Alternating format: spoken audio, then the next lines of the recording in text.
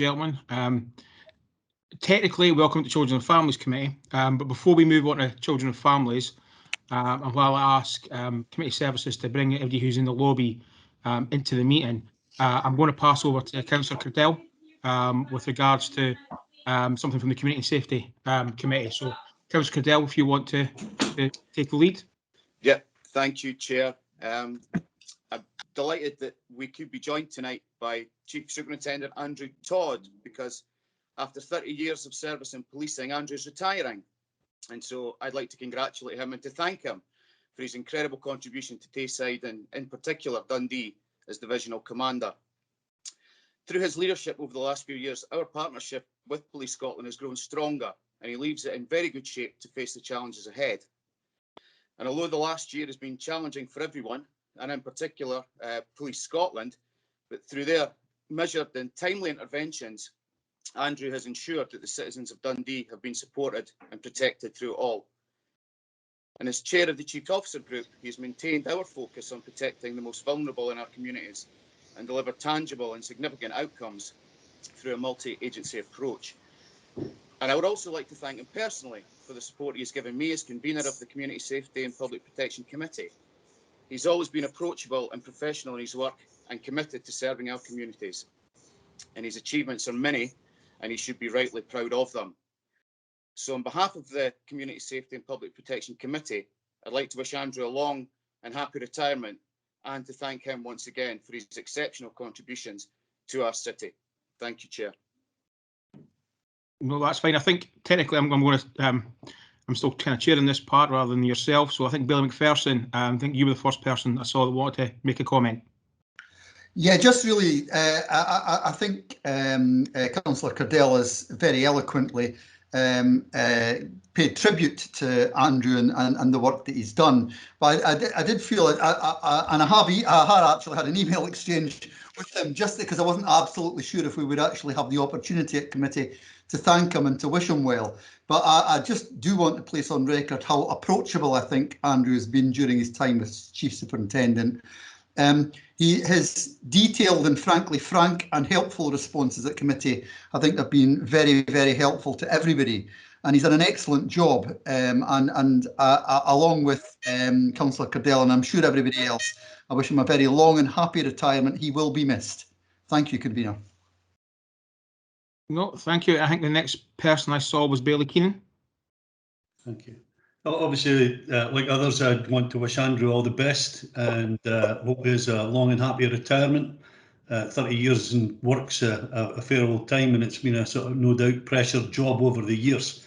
I think his answers that he's given to us as his committee have always been as honest and with real integrity. He's carried out all his duties in that manner. So I just wish him and his family all the best for the future.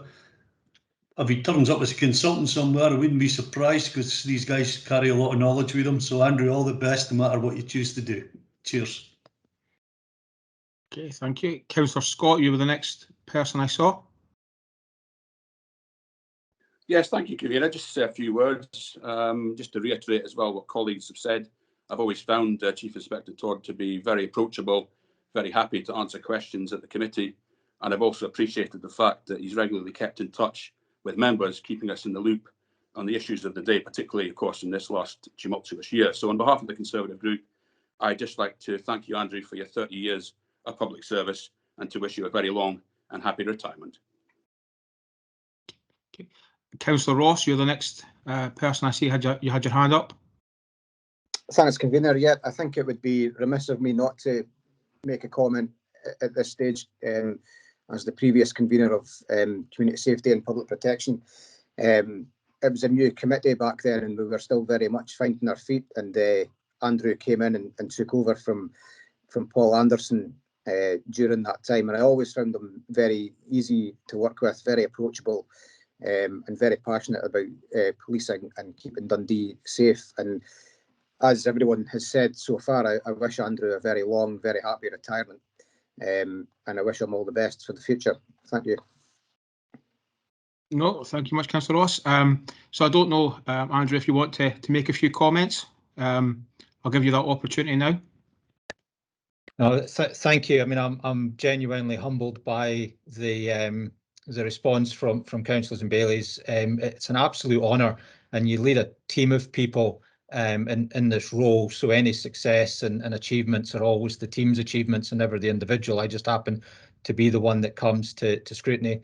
The relationship the service in Dundee has with the local authority, with yourselves and with Greg's team, is second to none in my view, and it's all intended to improve the outcomes for our community and our citizens. And I think that phrase that I've used constantly about Team Dundee is very strong. And yes, we have our challenges to face, but we have an excellent team, not just within the police service, but across the entire public sector to help meet those challenges. So I leave it with some pride, but obviously a wee bit of regret as well. You know, it's a job you live it, that job, and it's a big change in life when you move on. But the time is right, and the next person will come in and take it in their direction. So I'm very grateful for the time and the comments of councillors. So thank you very much. No, thank you very much, Andrew. It's I hope you enjoyed your retirement. It's certainly well deserved, and I certainly hope that we see you around and see you at times as well. So all the best for your retirement. Thank you. Okay, and with that, can I now move to the main business? And first of all, Roger, can I ask you to make the statement that you have to make at the start of every meeting, please? Thanks. Thank you, Convener. Welcome to these meetings of Dundee City Council, which are being held remotely in terms of Section 43 of the Local Governance in Scotland Act 2003. All members in attendance are able to fully participate in the meeting, which is being recorded. Should any member need to leave the meeting for any reason, can they please use the meeting chat to advise of this? If a member loses their connection, they should make every effort to rejoin the meeting, but if this is not possible, the Committee Services Officer will note their absence for the remainder of the meeting. If you have to leave the meeting due to a declaration of interest, you must remain out of the meeting until invited back in. Would all members please mute their microphones when not speaking to avoid background noise and turn off any smart speakers. Please start the meeting with your camera on. Your face will appear on the screen when you are speaking. If your connection is poor, you may wish to turn off your camera and see if this improves matters. If this doesn't help, you may wish to quickly leave the meeting and rejoin. If you wish to raise a point of order, ask a question, speak on any item, or move a motion or amendment, please use the meeting chat when the relevant item is called. The convener will then invite you to speak.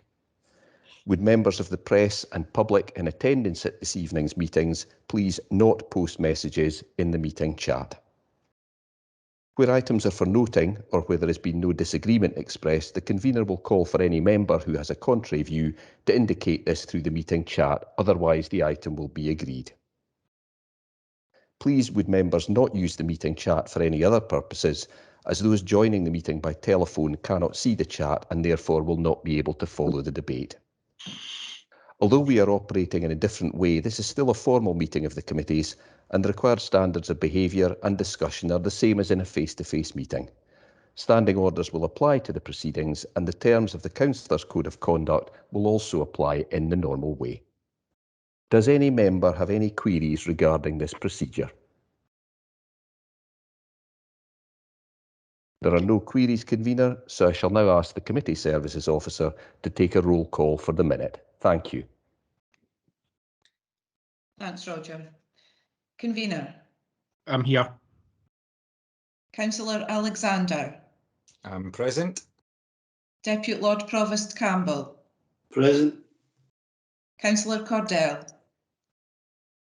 Present. Councillor Dawson. I'm here. Councillor Flynn.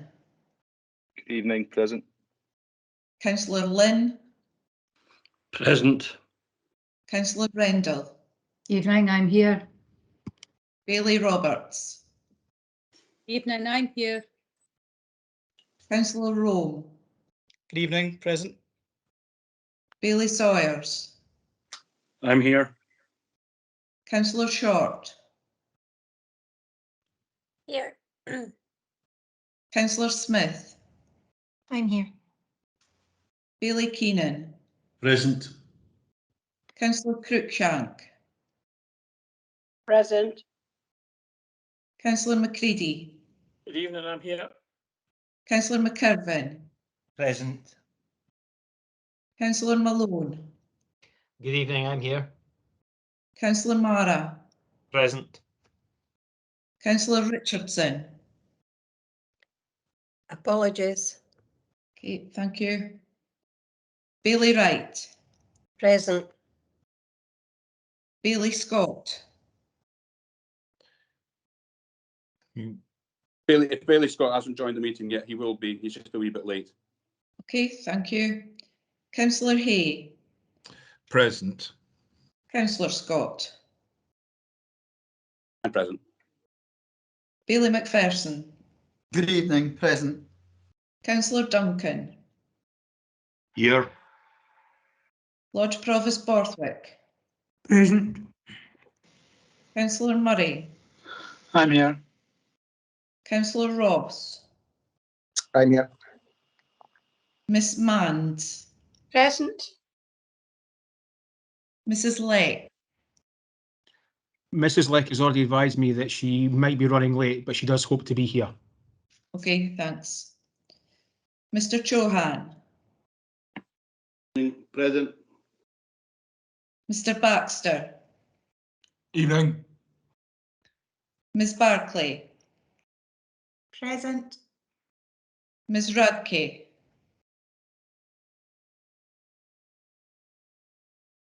Ms. Radke? No, I'll mark her as absent. Mr. Anderson McGuinness.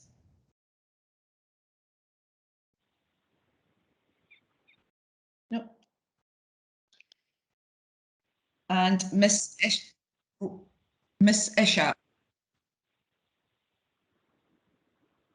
Miss Ishak? No, I'll mark her as absent. Thank you. Okay, thank you, Arlene. So, as I said at the start, welcome you to the Children and Families Committee. And just a reminder, as Roger said at the start, if you're not speaking, I'd be grateful if you could just keep your mic switched off, just so that there's no background noise and no interference. Especially as I know there's quite a number on the committee. It just helps if we don't have any background noise. Arlene, do you want to start the business, please? Yep. Item 1, declaration of interest. Are there any declarations? Okay, I'm not seeing any indications. Okay, we've received deputation requests in respect of item 4. Do you agree to hear the deputations? Okay, I think see everybody nodding, so yes, happy to hear the deputations. Okay, so I have the list here. So the first person I have on my list is Bill Batchelor, and I think I did see Mr. Batchelor's here. So I hope you are here, Mr. Batchelor. Are you present? Yes, I am. Yep. Okay. Well, welcome to the meeting. So and I'll have to explain this to everybody. Unfortunately, as there's a number of deputations, but I'll have to make the same declaration right at the start. And that is that you'll have 7 minutes to address the committee. I will tell you when you've probably got about a minute left. And after that, there may or may not be questions from elected members. So, Mr. Batchelor, just whenever you're ready to start, please feel free. Okay, thank you. Before we start, I'd just like to thank Councillor Hunt for sharing his amendment or motion with me late this afternoon.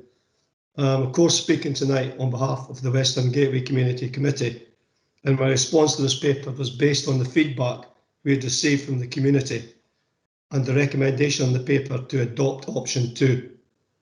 I'm not sure what the protocol is for this, but I thought it may still be useful to share the views of the community as I had originally intended, and I just hope this is okay. When the paper was published last Tuesday, we had a meeting to discuss our response. We also posted a link to the paper on our Facebook page. The subject had a reach of over 500 people, and we were blown away with the number of comments and the 40+ sad and angry emojis we received.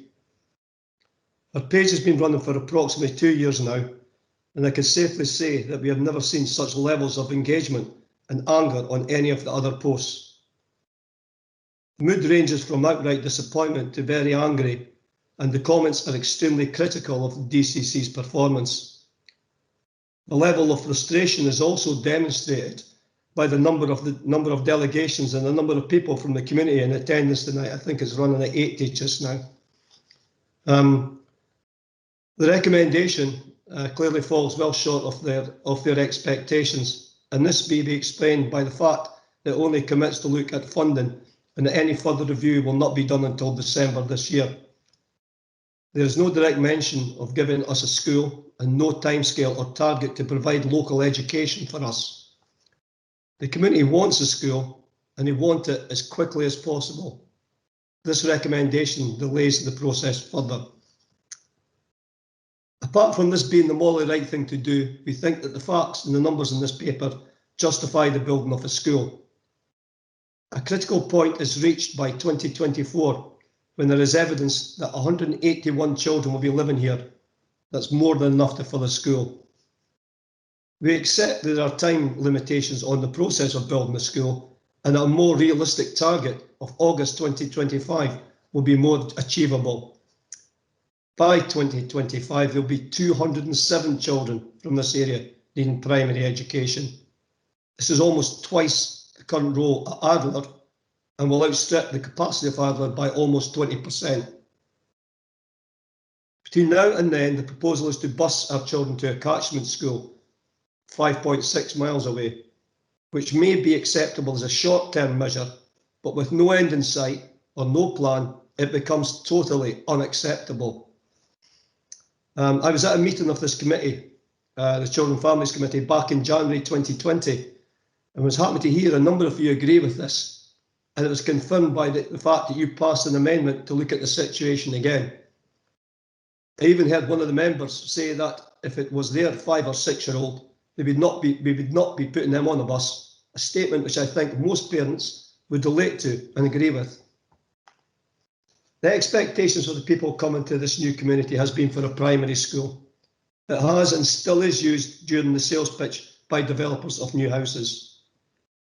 We have attended and discussed our needs at 2 Children and Family Committee meetings as far back as September 2019, nearly 2 years ago. At one of these meetings, we were even promised directly that we would get a school. The papers presented at these meetings showed that there would be a significant number of children that would need primary education living in our area. I think most people would agree that even common sense would tell them if you agree to build 550 new houses in an area which adds to an existing 200, then there'll be a need for a school. The council has known about this since 2015, and here we are with this recommendation only committing to look at possible funding. We still do not have a promise for the school. This problem will not magically go away, particularly if we continue to ignore it. If this is not enough to fuel the anger and disappointment felt in my community, some further facts that I want to share with you. The need for a primary school by 2022 is identified in planning briefs. We know that there's a ring-fence levy or roof tax of 5,600 for each new house built. We know a site within the development has been identified and has a plan in principle. We have read numerous press articles from 2017 onwards with councillors committing to build a primary. And finally, as verification in law of intentions, we see our title deeds give a promise of a primary school as a burden on DCC in Springfield. The paper shows that approximately 60% of the children are going to school, which are on our doorstep, Liffin and Invergowrie, and the number increases to 80% when you include the nearest Dundee schools. Understandably, this shows that parents want to send their children to schools that are close and not ones that are 5.6 miles away. The problems with these options is that the local schools are already oversubscribed. We had 4 families this year with placement requests being refused for Liffin and Invergowrie. This problem will obviously become worse as our community grows. Our estate has no public service, no safe pedestrian routes into Dundee, and with parents not wishing to place children on a bus provided by DCC, the only option is to use their own transport. I think you will agree this is not great for the environment and way out of line with any new initiatives such as the 20-minute community. You can in one voice say that you support these new ideas and another say it's okay for all these car journeys. One minute, Mr. Batchelor. Okay, thank you. We see as a community no other area in Dundee having these restrictions and conditions imposed, a fact which is even recognised in the paper. And in our opinion, the whole paper appears to be written around the issue of no funding or planning for a budget to run the school, and there has been little consideration of our children's well-being. I think most of you agree that a primary school is seen as a cohesive force which cements friendship not only between children but also within the general community. So as well as ignoring our children's needs, you are affecting the success of creating a new community in the Western Gateway. In summary, we as a community will have to reluctantly bear the burden that you have placed on us by your inability to get the job done, and accept that we find other means to get our children to school in the short term. What we cannot accept is the continued indecision of the school to recognise and commit to give us a school within as short timescale as possible.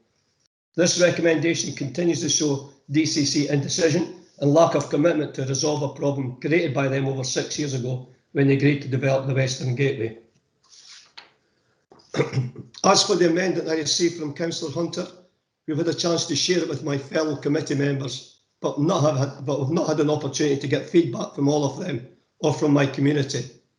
However, I have discussed it with the group in our committee that have been working on education along with the children and family officers.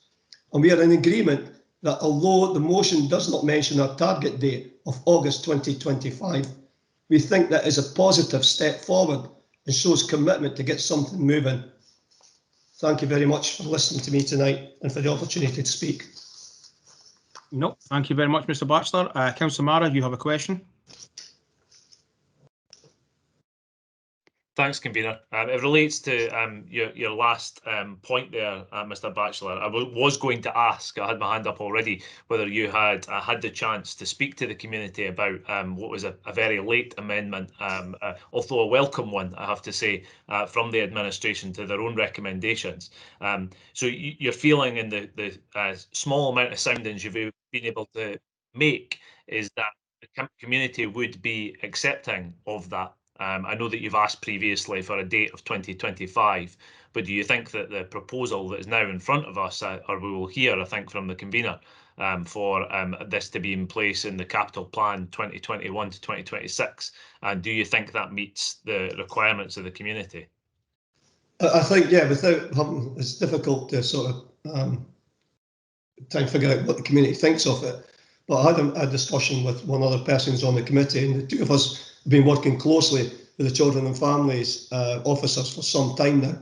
And I think we've got a reasonable feel for what the community wants as well, with us posting on Facebook and hearing neighbours and stuff like that. And I think that it's a real, it shows it's a real positive step forward. It's actually shown some commitment now.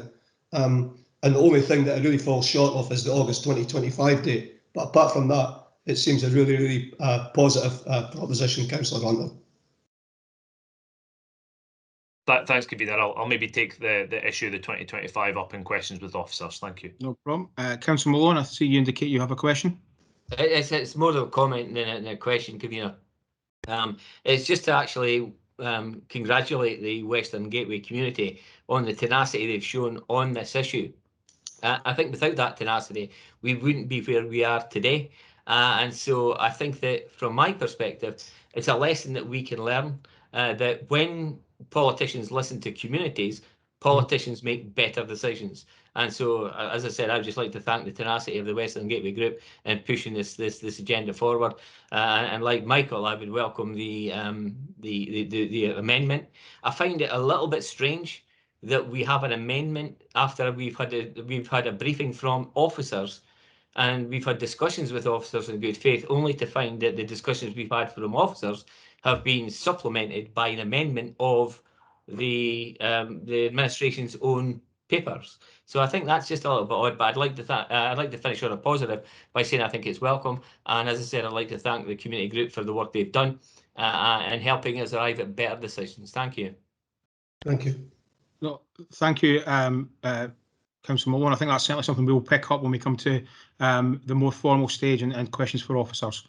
But with that, I don't see anybody else wishing to ask Mr. Batchelor questions. So thank you, Mr. Batchelor, for your contribution this evening. Thank you. The next deputation I have is from Christine Traynor.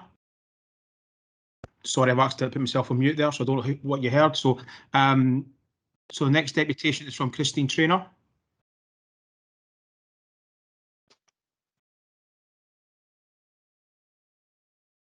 Okay, I don't know if anybody can check if Christine is in the meeting. I'm not seeing her noted as being in the meeting, Councillor. Thank you, Tracy. I was just trying to scroll through the participants and couldn't see her name. Well, I'll maybe give her a try at the end of the names, because I know people have been coming in and out. Sometimes it's quite difficult, so I'll try again at the end to be fair to her. So the next one I have is Heather Rothney. Hi, can you hear me okay? Yeah, I hear you fine. So I just have to give you the same advice that I gave Bill when I introduced him, is that you'll have 7 minutes to speak to the committee. I'll let you know when you've got about a minute left, and at the end of that, there may or may not be questions from elected members. But just as soon as you feel ready to start, please make a start. Thank you. So I live in Dykes Grey, and I have a 16-week-old son, 16 weeks tomorrow. He's due to go to school in August 2026. And obviously, the way it's looking at the moment, it's most likely he's going to have to go to a school around 5 miles away, most likely by car, most likely by bus, depending on the situation. And I've been looking at the transport.gov site, and in 2019 in Scotland, there were nearly 8,000 casualties on the road in 2019. 10% of those are children, so 760 kids were hurt in road accidents in 2019. In Tayside, we've had 41 child casualties. And if you ignore the weeks of the school holidays, that's roughly one every school week over the course of a year. And just with that question, do we really want to be putting extra traffic on the roads, trying to get our kids to a school that's over 5 miles away? And then just a little thought that, you know, in 5 years' time, when my son is at school 5 miles away, how do I explain to him that he can't come home to see his mummy at lunchtime like the other boys and girls that live round the corner from their school? How do I explain to him that he can't see his friends after school, after tea time, because it's too far to travel across town in between tea time, homework, bedtime? How do I then explain to him that we've always got to go to school by bus or by car when we're really trying to tell our kids and educate them that we need to be greener, we need to be healthier, we need to be walking, cycling, scooting? How can we say to him we're not really part of the Greener Scotland initiatives, that there's so many going on? And how do I tell him that, you know, we're talking about these 20-minute communities, that we're the exception because we have to travel across town to put him to education? You know, how can I tell him that although this village was planned in 2015, 11 years later when he's due to start school, there still isn't unlikely to be a village school for him, and that we still don't have funding confirmed? I appreciate there's a lot of things going on behind the scenes, but as of today, there's no funding confirmed. And if I look at myself, so I'm 41 years old, I met my best friend at school when I was 7 years old. Been best friends for 34 years now. And because I was so shy, if I hadn't sat next to that kid at school, I wouldn't have made friends in the village. And that's what we're really looking for, is our kids to be able to make friends with people in the streets, people with kids in the school. And then we don't want our kids to be spread all over Dundee. We want them to work, to grow together, to live together, to all go in the same place. And I notice on the agenda, we've obviously got with every Dundee Learner Matters strategy as part of this committee meeting. Does the social and well-being of my son matter, in the fact that we want to create a community within a village school, rather than having to put into an inner city school where there'll be kids from all over the town going there and he can't see his friends afterwards? So that was really just it from myself. How do I explain all these things to my son? Thank you. No, thank you very much for your contribution. Councillor Mara, you've indicated you want to ask a question. Thanks, Convener. Thanks, Heather, for that, and thanks for taking the time. You know, 13 weeks on from having a very small child, I think it's. I know it's a very awkward time of the day to be coming on a committee meeting as well, and I'll be making that feedback to the leader of the administration in terms of the 5 o'clock meetings not working for the community as well. My question was, do you think that, as you say, 11 years on, and that's where I think the proposal that we'll see tonight leaves us, looking at 2026, from the first house has been sold in 2015. Do you think that that's a reasonable amount of time to wait for a school to be put in place for people who were made that promise? It feels unreasonable because 11 years is a long time. There's so much people moved to the village with the promise of a school. Their kids are now in primary 1, 2, 3, 4. Even if a decision is made today, it still won't be in time for them, and they're having to travel across town. Every day you put somebody in a car or a bus, you're putting a kid at risk. We don't want more traffic on the roads, and the Swallow roundabout itself is a different issue, I'm sure, but it's a long time to wait. Thanks, Heather. Thank you. Okay, Councillor Malone.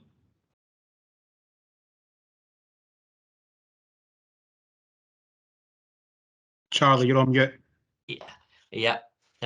Sorry about that. Thank you, convener, and thank you, Heather. I concur with much of what Michael has said. In the sense of the questions that you've got to kind of discuss with your child, would there be the potential of your child starting at one school and having that education, that social side of education, disrupted by having to transfer to a new school if a new school is indeed built? Very possibly, yeah. I mean, the question is, if kids do start at one school, are they likely to move to another? And I think the fact it's in the village, it's around the corner, I think a lot of parents would be happy. Nobody wants disruption for their kids, but to move to a local village school in their community where they can walk, cycle, scoot, I think people would be willing to do that. I know I certainly would be. Okay, thank you. Thank you. Yeah, I don't see anybody else indicating they wish to come in. So with that, thank you very much, and thank you for your contribution.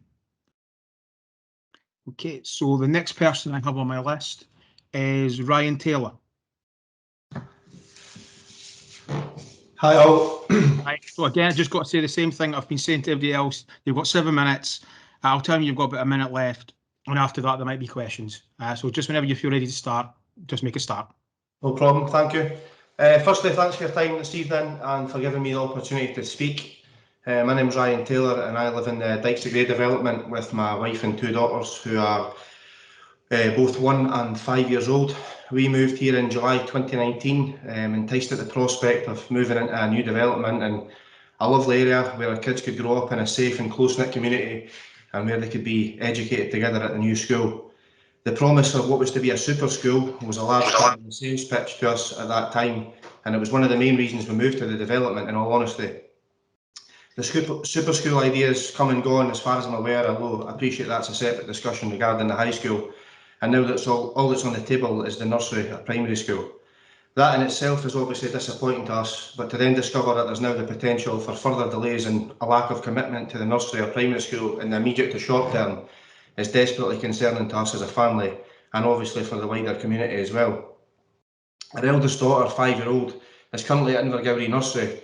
She only got a placement there 5 months ago after over a year of trying, and all they could offer us was a 4-day placement. However, it was a sacrifice we were willing to take to get a local placement. That said, she's due to start primary 1 in August this year, and having made 3 placement requests to 3 different councils, those being Angus Council for Lift Primary School, Perth and Kinross Council for Invergowrie Primary School and Dundee City Council for St Joseph's Primary School, we've had 3 refusals. 3 refusals from 3 different councils, 100% of our school applications refused. This has obviously devastated us as a family and is extremely frustrating, as I'm sure you can imagine. We're now in the horrible process of going through 3 appeals, again with 3 different councils, all of which have their own connotations, are very stressful, time-consuming and completely unfair and unnecessary. It really shouldn't be this difficult to get a placement in a primary school within 5 to 6 miles of your home.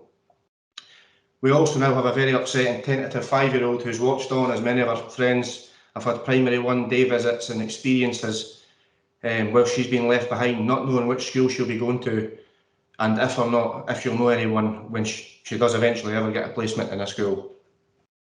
With regards to the report itself, there were several points which I think were, certainly from our own personal experience, inaccurate and potentially misleading. That said, however, given that only obviously I've got 7 minutes, I'd just like to touch on one of those. Option 2, 9.15, stated that approximately 2/3 of families residing within the Western Gateway choose to send their primary age children to Angus or Perth and Kinross. Now, this may well have been accurate at one point or another, but I can assure you it's simply not accurate currently. As we unfortunately only know too well, when following collaboration with dozens of families within the development and obviously Bill leading the Gateway community, A very large percentage of placement requests to LIF Invergowrie have been rejected on the grounds that, in line with Section 28 of the Education in Scotland Act, placing our children in those schools would exceed pupil numbers, require the school to employ additional staff, and that granting placements to non-catchment children would prevent the authority from reserving places for potential future catchment pupils, including also the recent capping of numbers at both LIF and Invergowrie. Although I don't doubt the work that's gone into some of the information within the tables also, it has to be remembered that they are simply indicative projection. For example, Table 5 suggests that in the 2021-22 roll, LIF Primary School will have 10 available spaces and Invergowrie will have 118 available spaces. 118. As I've highlighted, we've literally just had placement requests rejected at both LIF and Invergowrie on the grounds that they're at capacity and out with our catchment. So I really fail to see how it could possibly go from being full now to, in the space of only a year, Invergowrie, for example, having 118 spaces, which is 42% of their 283 capacity.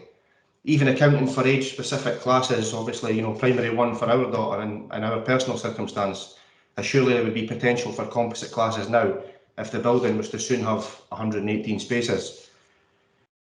The table, Appendix 1, Table 3 suggests that by 2025, as Bill alluded to, there will be 207 primary aged children and 52 nursery aged children living in 886 houses within the development, although I'd suggest that with the current housing market conditions that may well increase.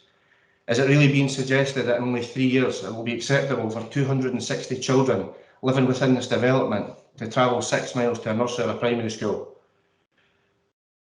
If the school wasn't or isn't budgeted for in the short term, then we were sold a false promise at the start at the sales pitch.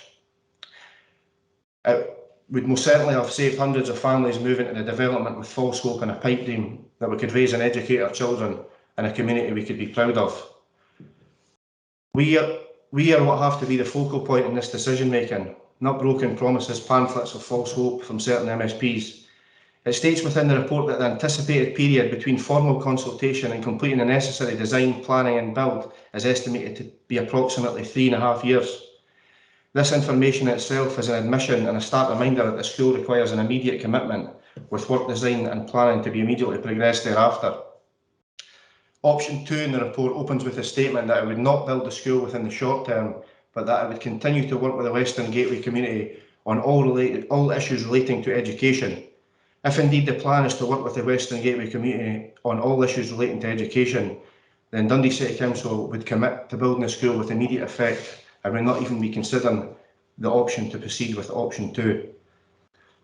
As Heather alluded to, I'm aware that this committee will today hear how the Every Dundee Learner Matters strategy campaign has been developed. I sincerely hope that Dundee City Council show that every Dundee learner does indeed matter, including the learners in the Western Gateway, and that a commitment to building our school is sought, committed to and communicated as a matter of extreme urgency.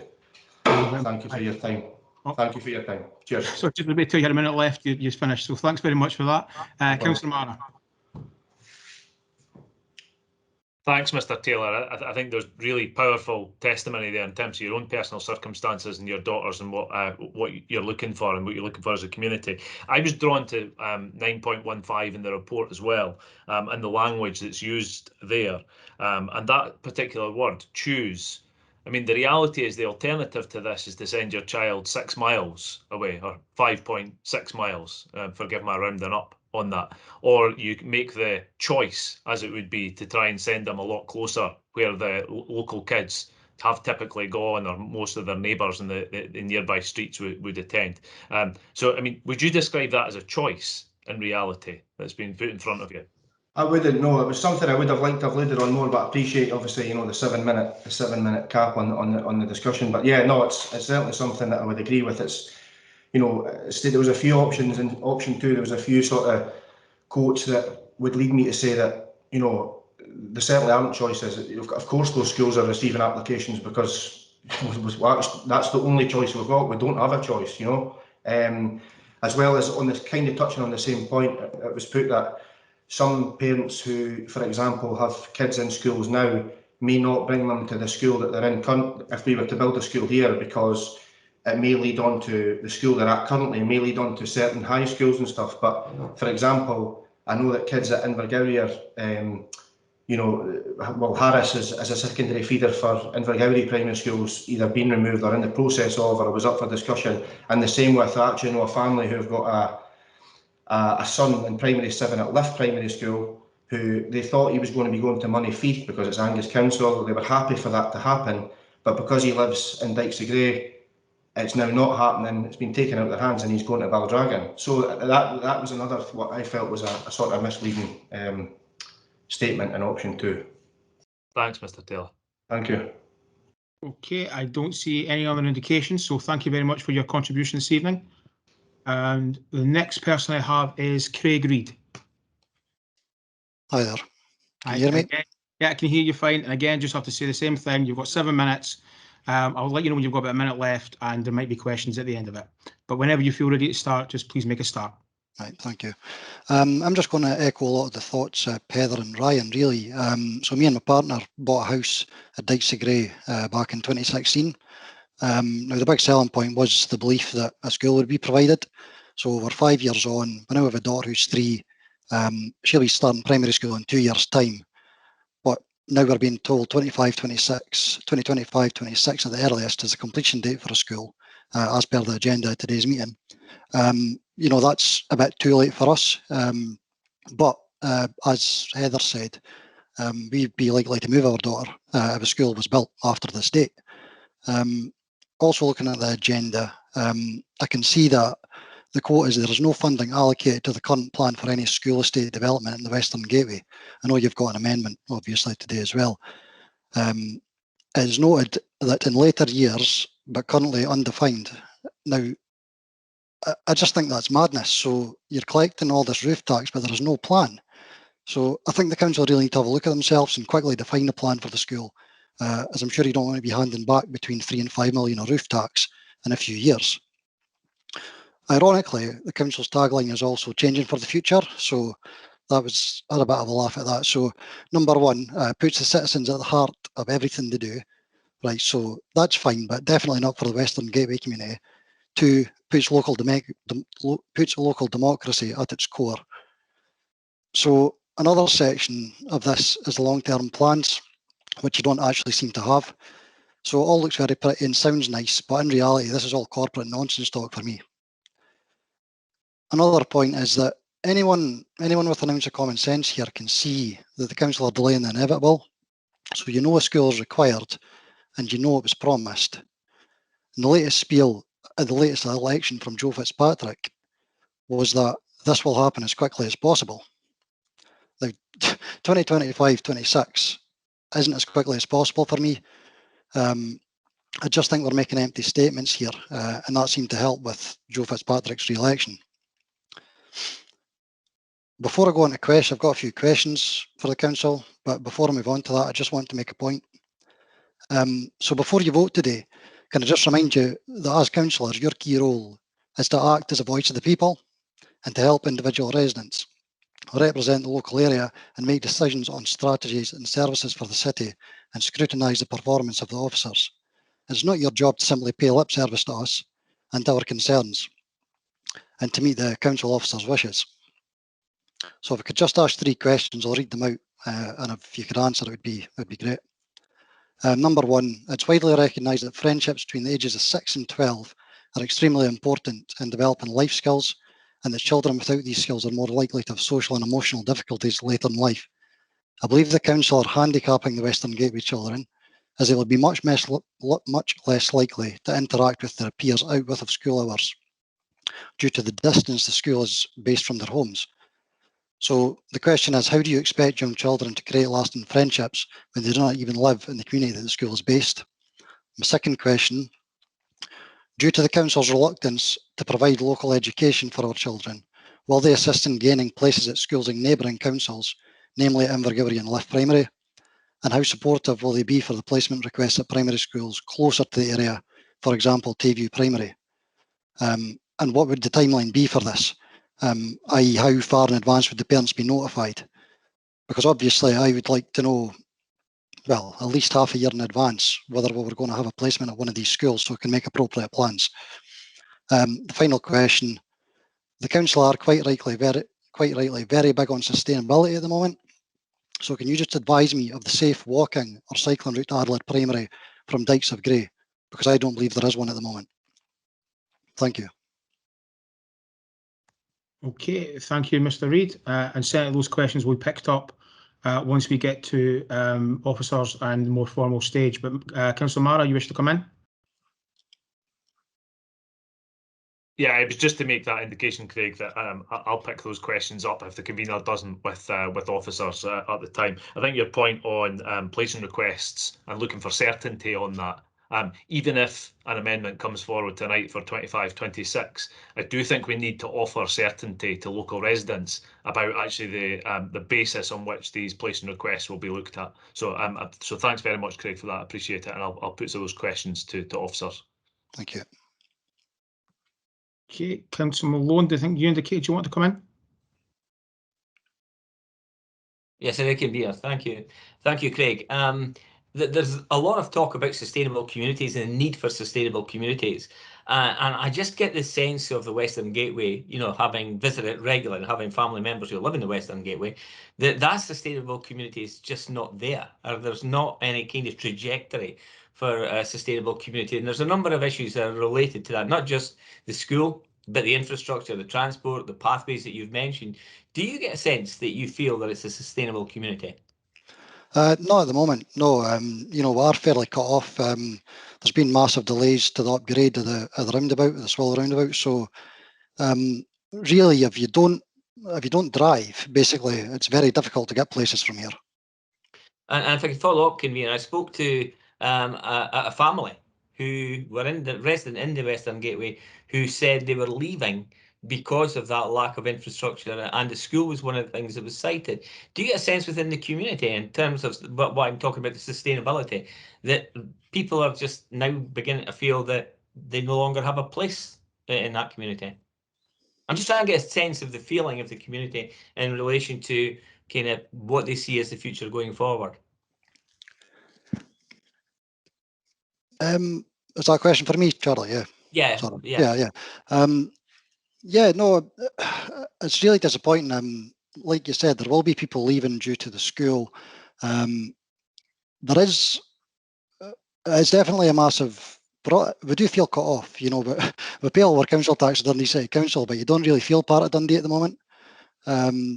Again, even getting across the road to Invergowrie's a bit of a challenge. Yeah, there is an underpass, but anyone that's been down to that underpass will know it's not too great. So no, I just feel like we've been a bit forgotten about, and we're going round in circles here. You know, it's deja vu. I feel like Bill Murray and Groundhog Day here, that we're sitting here having this conversation again. It's really disappointing, really disappointing. Okay, thank you for that, Craig. Okay, I don't see any other indications any wishes to come in, so thank you very much for your contribution this evening. The next person I have is Chris Robson.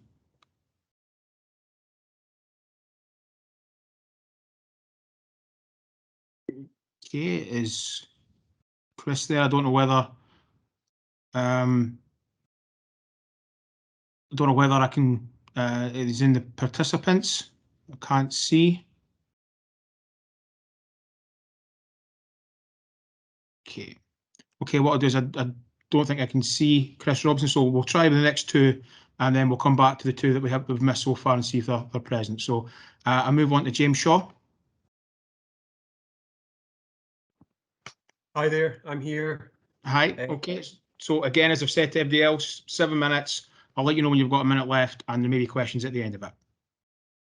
Hi everybody, and thanks for letting me speak this evening. My name's James, and like Bill, I was spoke at a meeting back in January 20, all that time ago, on education provision. And just to remind folks, I've got 3 children, Jackson, Brady and Phoebe, and I'm actually talking from the other end of the spectrum of primary school age compared to my other fellow neighbours. And that my kids have all attended their local primary school. And I want to speak about my experience as a parent and the benefits to our family and many other families of having a local primary school. We were lucky enough to have our placing request for P1 accepted for our eldest back in 2012 at Liff Primary School. We had not long moved in. We didn't know anyone.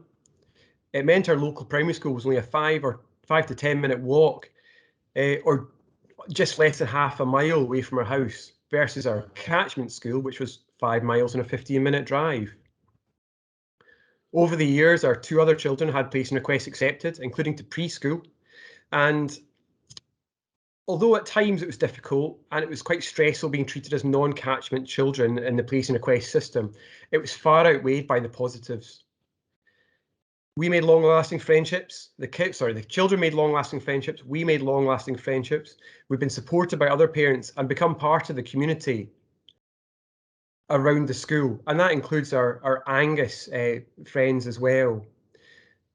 And we've supported the local primary school, that's Liff, through parental engagement and learning and the parent council. And I suppose the feeling I've got at the end of the day is there's nothing like being able to walk your kids to school and home, talking to them about their day, or taking them on their bikes. Or in later years, they go off on their bikes and you wave them off, or you try and go on the bikes with them and chase them down, but they always beat you. And then there's the environmental issue, as people have said already, about lots of cars taking children 15 minutes to catchment school, parking at these schools, and all of the issues that entails. It's just not healthy or part of a sustainable travel programme. And a primary school is really the heart of a community. Nothing else creates this environment, not a village hall or a local shop or even a play park. A local school is not just where kids meet each other, but where parents meet and start friendships that last, where new parents who have not long moved to the area can be supported.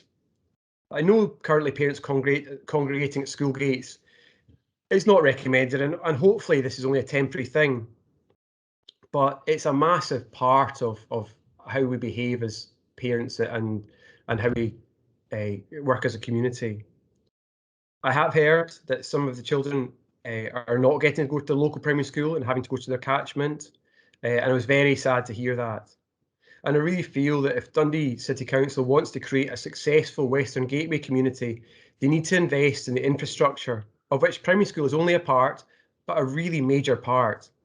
Make a commitment to school provision, a timeline to work towards, involving residents in planning, and show them what it's going to be like, where it'll be, and such.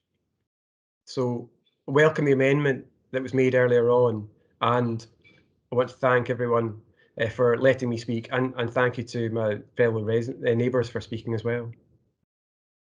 Okay, thank you very much. Councillor Mara. Thanks, Mr. Shaw. I want to just touch on your issue of certainty there. I mean, I suppose one of the things that I felt was lacking on this paper prior to any amendment coming forward was the lack of certainty in terms of the ability for families to plan their future. I mean, how important is it, do you think, in terms of that ability to actually know what's coming, so you can plan for your kids and the kind of lifestyle they're going to have, and the way that you're going to cope with childcare, etc.?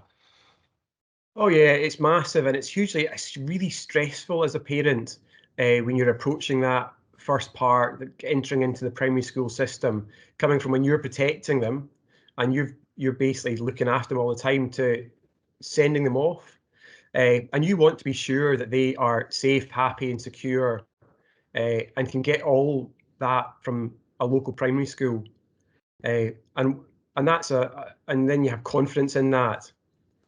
And having a local primary school would be amazing, and that's a real. You don't have to worry about placing requests, etc. It just happens. So yeah, a huge amount of certainty would ease a lot of stress and distress for the local community that's ever growing.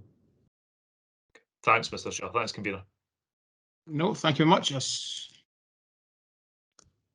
Sorry, I accidentally put myself on mute there. I don't see anybody else indicating, so thank you very much for your contributions. So the next person I have is Christine, was it Leiper?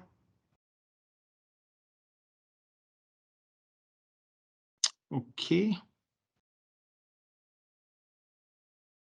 Again, I'll try and check the participants to see if they're on the call.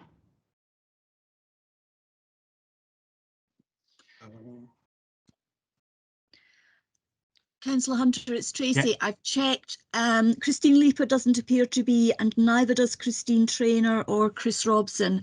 I've been monitoring the email, and they haven't emailed to say they've been unable to get in, and they have definitely had the joining details sent to them previously.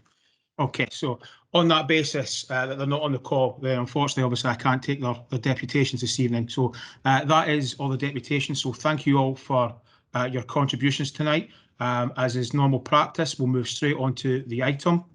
As has been indicated, we certainly have put forward a motion to the paper this evening. So I don't know, Tracy, just obviously, Bill McPherson, you want to have questions for officers, and what I'll do is I'm going to ask Tracy if she can put that up, because then that might affect some of the questions that members want to ask as well. So Tracy, if you want to put that up, I will. And then I'll open up to Fraser for questions, but Fraser, if you just want to go first. Yeah, I've got a question really around both developer contributions and the application for LEAP funding. I should first of all say, spoken with Councillor Alexander, and like as has been indicated by others, the proposed amendment I think is helpful, because I think we're all very sympathetic to the Western Gateway community and understand completely the concerns they have about the schooling situation. From the planning perspective, I'm very conscious of the fact that a lot has been said about roof tax, and although the amounts are substantial, I think 1.21 million, I think the report talks about as of March 2021, and by 2030 over 5 million. Nonetheless, a two-stream school costs 16 million. And I was just really wondering if planning officers can indicate how is the developer contribution set, because clearly that doesn't pay for a school, and we now find ourselves in the situation of applying for LEAP funding. I'll come on to my question around LEAP funding, because I'd like some assurances as to how quickly that can be done, because I think we're all very conscious of the fact this has frankly trundled on for a very long time, and I understand the frustrations of the Western Gateway community in that respect. But could perhaps officers give an indication as to how was the level of developer contribution arrived at? Is that a city council planning decision, or is in the planning legislation, is there a formula? Because I'm just very conscious of the fact that it just doesn't meet the bulk of the cost of providing the school. Okay, I don't know whether Mr. Clancy, you want to make a start with that? I think I might be better to pass that one to Mr. Presswood. Okay. Robin, do you want to make that? I was just going to say, I did check with planning because I wanted to ask this, because I simply just don't know the answer to it. And I did actually check with Gregor Hamilton that there would be somebody able to answer it, and he confirmed there would be. Yeah. No, Robin, if you want to make a stab at that. No, I was just going to say Gregor Hamilton is on the call, and he does know the history of this. So if we can ask Gregor to pick that up. Okay. Thank you, convener. The figure is set through the developer contributions guidance that supports the local development plan. And in bringing that forward, there is an assessment of the likely pupil generation within greenfield housing developments set against some of the costs associated with the primary school construction. Clearly, it is a figure that is set by Dundee City Council, but we do liaise with colleagues in other councils who have similar approaches towards securing developer contributions for primary schooling. And it's through that process, the supplementary guidance is then subject to public engagement and engagement with developers through the local development plan preparation process. And it is at a level that is trying to secure appropriate contributions, but I think it's recognised that we still need to make development happen, and therefore we need to provide a level of certainty to developers and a level of confidence that makes the sites in Dundee effective relative to opportunities in other local authorities. Okay, I'm grateful for that. In a way, it was just really more for my information as to how it was actually set. But blunt point is we are where we are in relation to this. I think we all agree as elected members that there must be a commitment to the Western Gateway for primary provision. So we are where we are in relation to that. But my second question is really in relation to LEAP funding. Now, clearly that would be very helpful. And I know it's already been alluded to tonight that nonetheless, I mean, I don't see it as dependent on that in the sense that we have a commitment to the Western Gateway. And let's be clear, we have a commitment to the Western Gateway. But LEAP funding will help enormously. Having said that, it will take time. Now, and it has already been alluded to tonight that things were said in hustings, including the MSP for Dundee City West, but not only him. In relation to the speed, you know, the commitment to it, good, and the speed with which it happens, good. I'm just really wondering if officers can give an indication if there's been any discussions with Scottish Government as yet, any indication, and also any idea as to how quickly the time frame will be in pushing that forward, because frankly we want to get to where we need to get to as quickly as possible. Okay, so certainly Mr. Clancy this time. Yeah, thanks for that, convener, and thanks, Billy McPherson, for the question. I mean, the actual exact timescales for this are determined by Scottish Government, but based on discussions that we've had with civil servants, it's likely that bids would be called for towards the end of this year. And based on previous phases, it's about 3 to 4 months normally before a decision is made. But I have to say that lies in the gift of Scottish Government in terms of when that's asked for and when the bids would be announced. But that's certainly the indication that we've been given. Okay, I'm grateful for that. I'd simply make the point, people have been given commitments, people who are in government have given commitments. And that's not a comment. Mr. Clancy, fully understand it's not, that aspect is not within your control.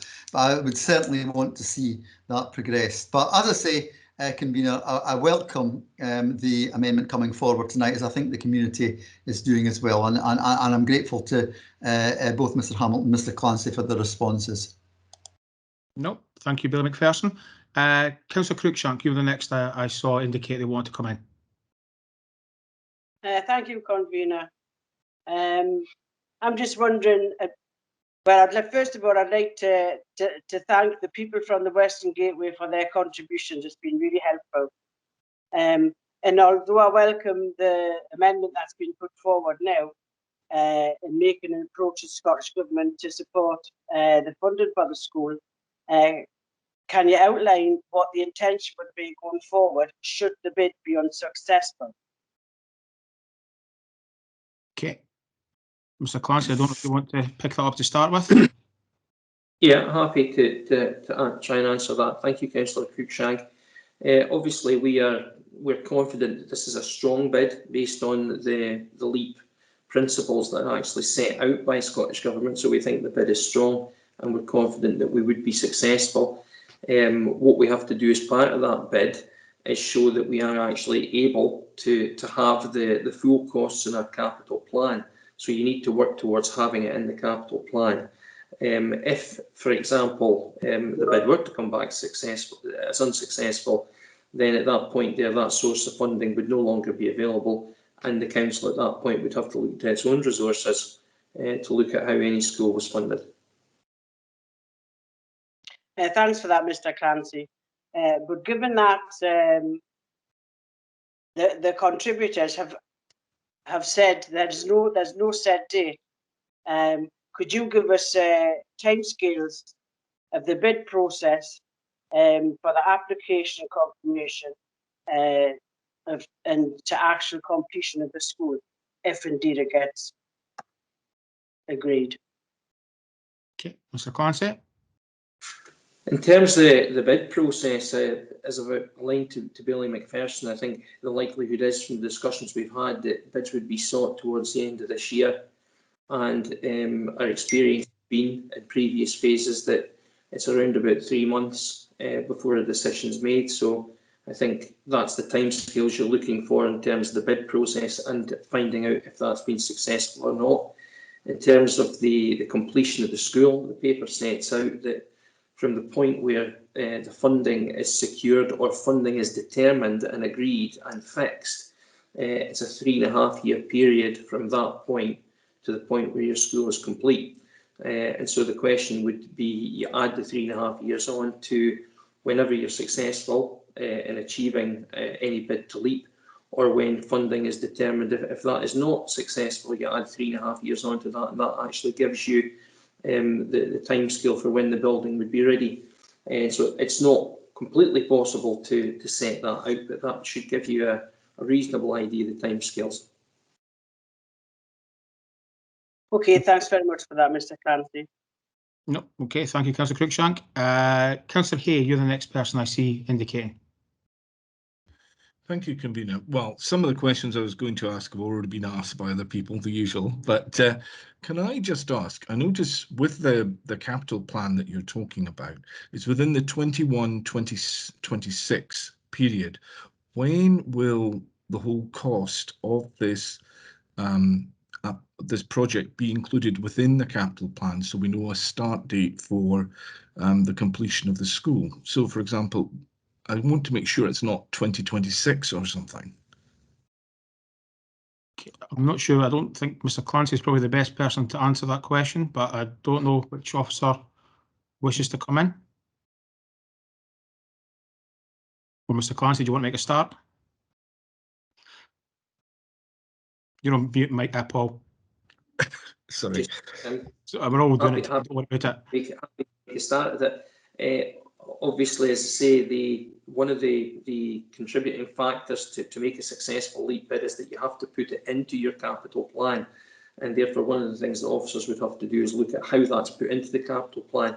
I think at this stage the best I could say is that would have to be worked through by officers and then agreed through policy and resource in setting any revision to the capital plan. So there would have to be work done there, looking at the profiling of the project based on successful funding coming, or looking at our own resources, and that profiling and the addition of that to the plan would have to then be approved by council.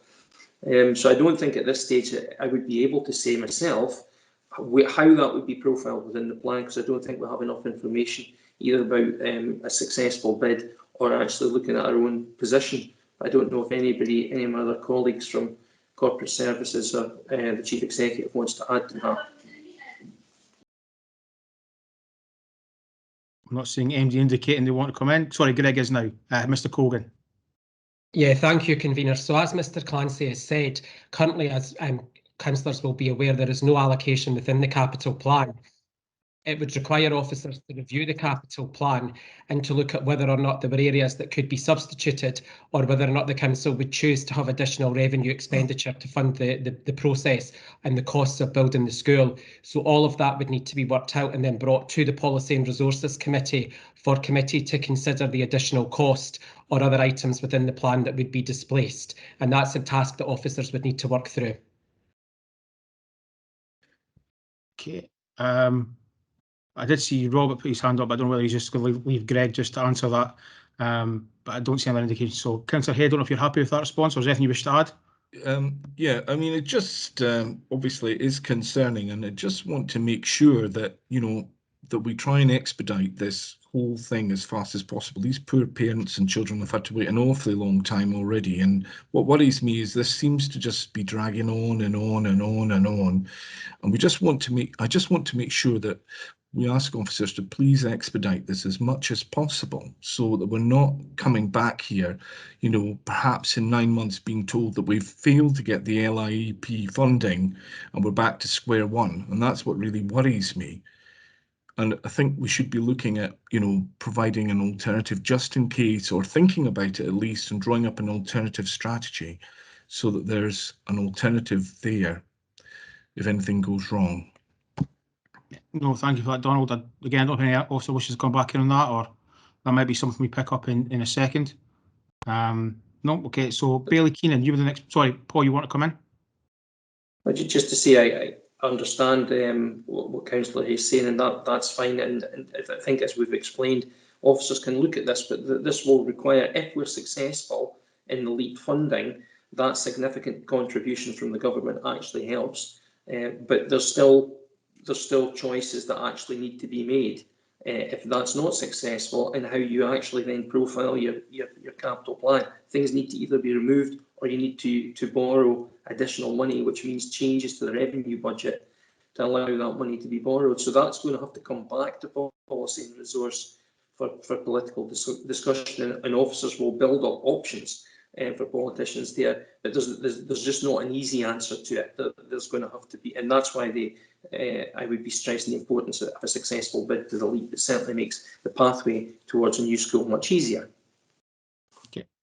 Okay, thank you, Paul. Bailey Keenan, you were next on the list. Yeah, Convener, just a thought it may be useful for officers to reflect on the cities deal and how the cities deal funds the bridge over the Tay at Perth. And it is because the Scottish Government didn't particularly like the roof tax that was going to go on each building that was there. So the Scottish Government have found the mechanism to overcome a problem. So I wouldn't just like to think that we were looking at one source of funding from the Scottish Government. This school needs to be put into place fairly quickly. And, you know, if they've made it happen through the cities deal to save the roof tax going on in buildings in Scone, then it's good enough to happen in Dundee as well. So, you know, and the contributions already been collected from people here. It was only proposals in Perth and Kinross for the buildings in Scone. So, you know, I think there is many other opportunities for the Scottish Government to put their hand in their pocket and make this happen a bit quicker. And I would like to see officers use every lever that they can to lever the money in so as it can happen quickly. Without wishing to speak for officers, I think that's something that they're certainly willing to do and have done certainly down the years. And without wishing to steal Councillor Alexander's thunder, I think he would certainly indicate that he's never been slow to come forward to go to the government to ask for more money for Dundee. So certainly anything that we can do to approach government for extra funding, we will be doing. Okay, Councillor Mara, you're the next person I have on my list. Thanks, Convener. I mean, I know we're not in this. This is questions for officers, but I find myself in a slightly unusual position in this. I would have, if the recommendation that you are going to be requesting, you know, your amendment had been in the original report, I would have had 20 questions to ask about it to officers. But obviously, I've just seen this afternoon at 4 o'clock, and it is frankly the substance now that we have to deal with. I think, to me, it's welcome, but I'm looking for clarity on a couple of points, I suppose. I think Councillor Hayes' questions are very welcome in that. I just maybe ask the Chief Executive or the Director of Children and Families. I mean, this, to me, I'm a little bit concerned with some of the language here about having to go back to policy and resources. I understand that amendments to the capital plan and revenue plans would have to be made at that committee. That's appropriate. I understand that as the terms of the delegation of powers into the different committees. My question on this, it seems to me that we're agreeing tonight as a matter of principle that this is the policy of the council, that this should be built. And so my question, I think, and the question that the whole of the community is raising is in terms of timescales. We also recognise, first and foremost, that if we can get the capital from the Scottish Government, it makes things a lot easier. Absolutely understand that, and that further amendments would be required. But the 2025 figure, there's a big difference to the community between August 2025 and August 2026. There's many more children wouldn't have the opportunity to attend. So the target date that the community is asking for, and I think very reasonably, frankly, I think there's probably people who were on the call making their points who won't be happy with me for saying that 2025. They want it sooner than that, but I'm listening to Mr. Clancy saying it's not possible. So 2025, is that a date and a target that we can work to try and deliver this? So, Mr. Clancy, if you want to make a start, or whether, Greg, you want to come back in on the capital plan part? I'll try and make a start on the 2025 question, and maybe the Chief Executive might want to talk about the capital plan. I think it will depend if the bid is successful, and I've already said that I'm confident that we have a very successful bid here. It meets the criteria of the LEAP. It's been well thought through. I think it's got a lot of support for it, so I'd be confident that would be the case. When that announcement is made, we will move quickly from there to start the project. There will require to be a public consultation because you're creating a new school, so that's under the 2010 Act. You need to carry out a public consultation, not anticipating that that would be a contentious public consultation, but nevertheless you've got to go through the statutory procedure that's laid out for it. And so I think the 3.5 years is reasonable. So exactly the date of this will all be driven by, if the bid is successful, when the bid is gathered and when the announcement's made, and how quickly you can move on the project. So I really wouldn't like to sit and say that and put a date on this. I think we'll go as quickly as we possibly can. We've said it's 3.5 years. And if you add that up from, say, March, April next year, you are within 2025, you do miss the August start. So we'll go as fast as we can, but it's very, very difficult to put a definitive date on this. Okay, I don't know, Greg, if you want to come in on the capital plan part. Thanks, Convener. I think as the Executive Director of Children and Families have outlined, our preference would be to seek funding from the Scottish Government, but within the motion that's been circulated by yourself, it does say that officers will be reviewing the capital plan around that February-March time. Until we carry out that review, we will not be able to determine timescales for funding at this point. However, we will take our guidance from the views and decisions that are made by committee. However, I think what's been outlined is that we would make the necessary amendments depending on what funding streams came forward. So at this point, I think it would be difficult to confirm the 2025 date for the very reasons that Mr Clancy has been given. However, officers will look at all funding stream that is available to ensure that funding is secured and necessary reports and approvals come back to policy and resources if needed. Okay, Councillor Mara, I'll let you back in.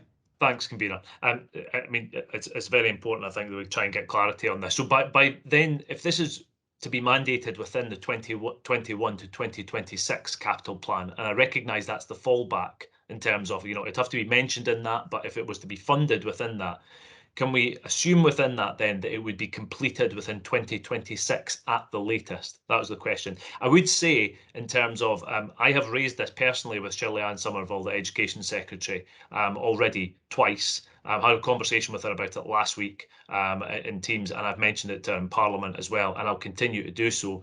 I think there's cross-party agreement that will continue to push to try and make sure that this can happen as soon as possible in terms of the council has, I think, widespread support in terms of getting the funding on the table as soon as possible.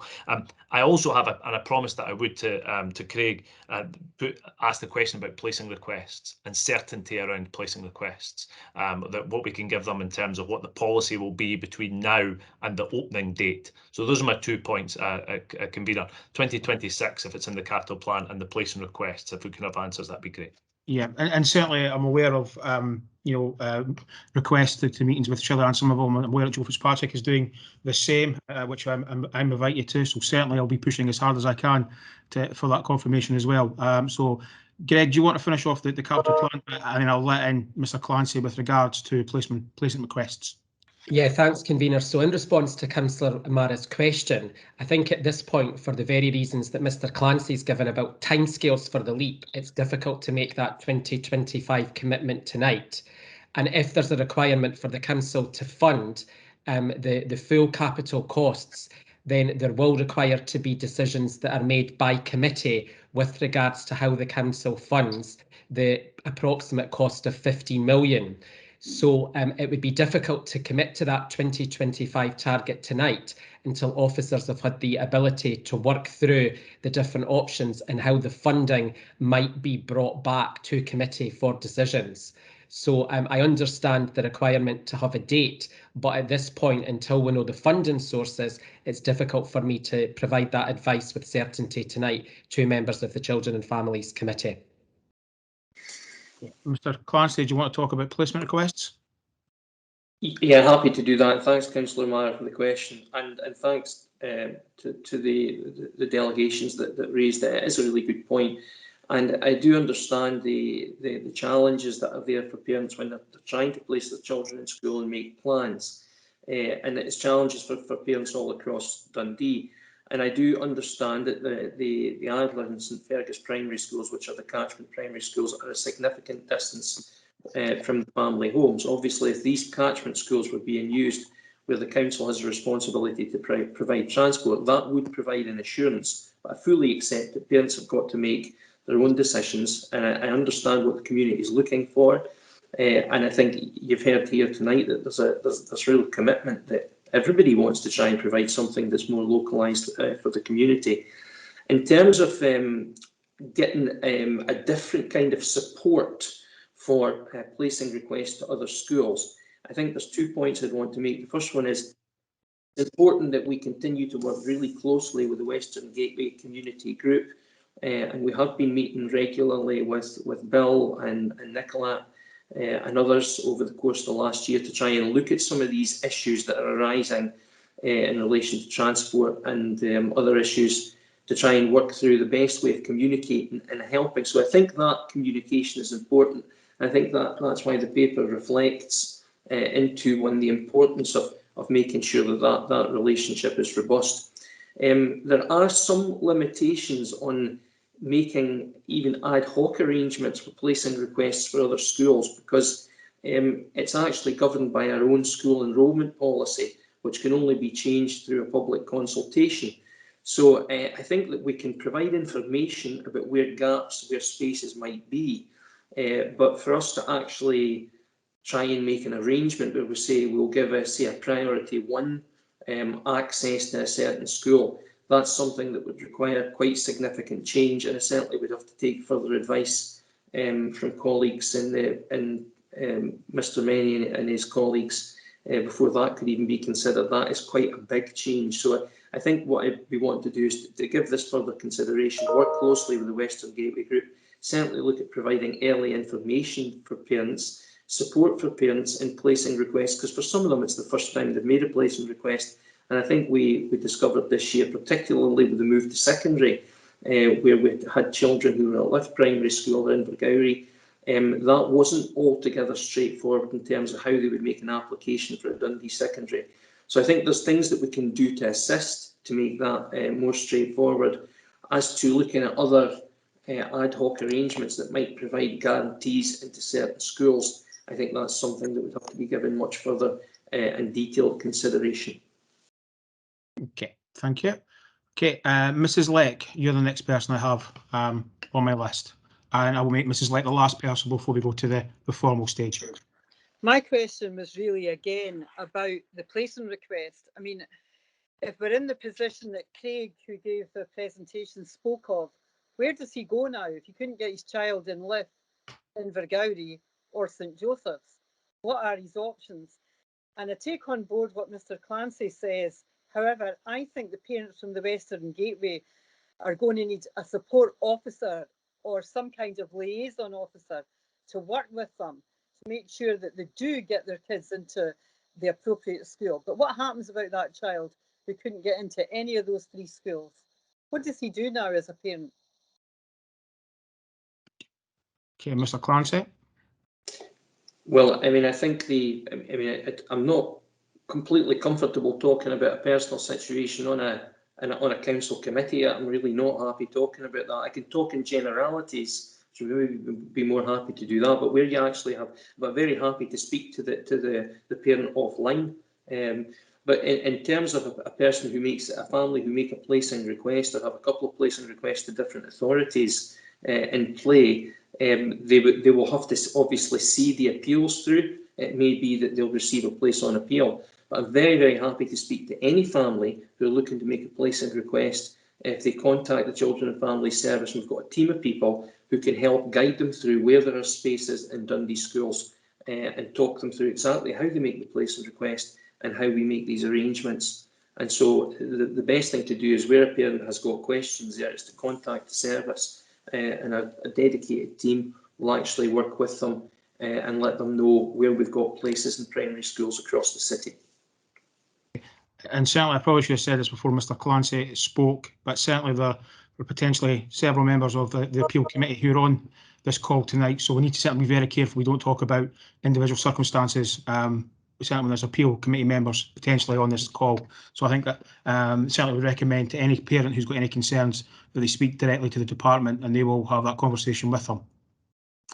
Okay, with that, I don't see any more questions for officers. So obviously, I brought forward a motion, and the reason behind that, adding that into the report tonight, is certainly I met Bill and Nicola on Friday, along with Councillor Smith, Mr. Clancy, and Mr. Laidlaw.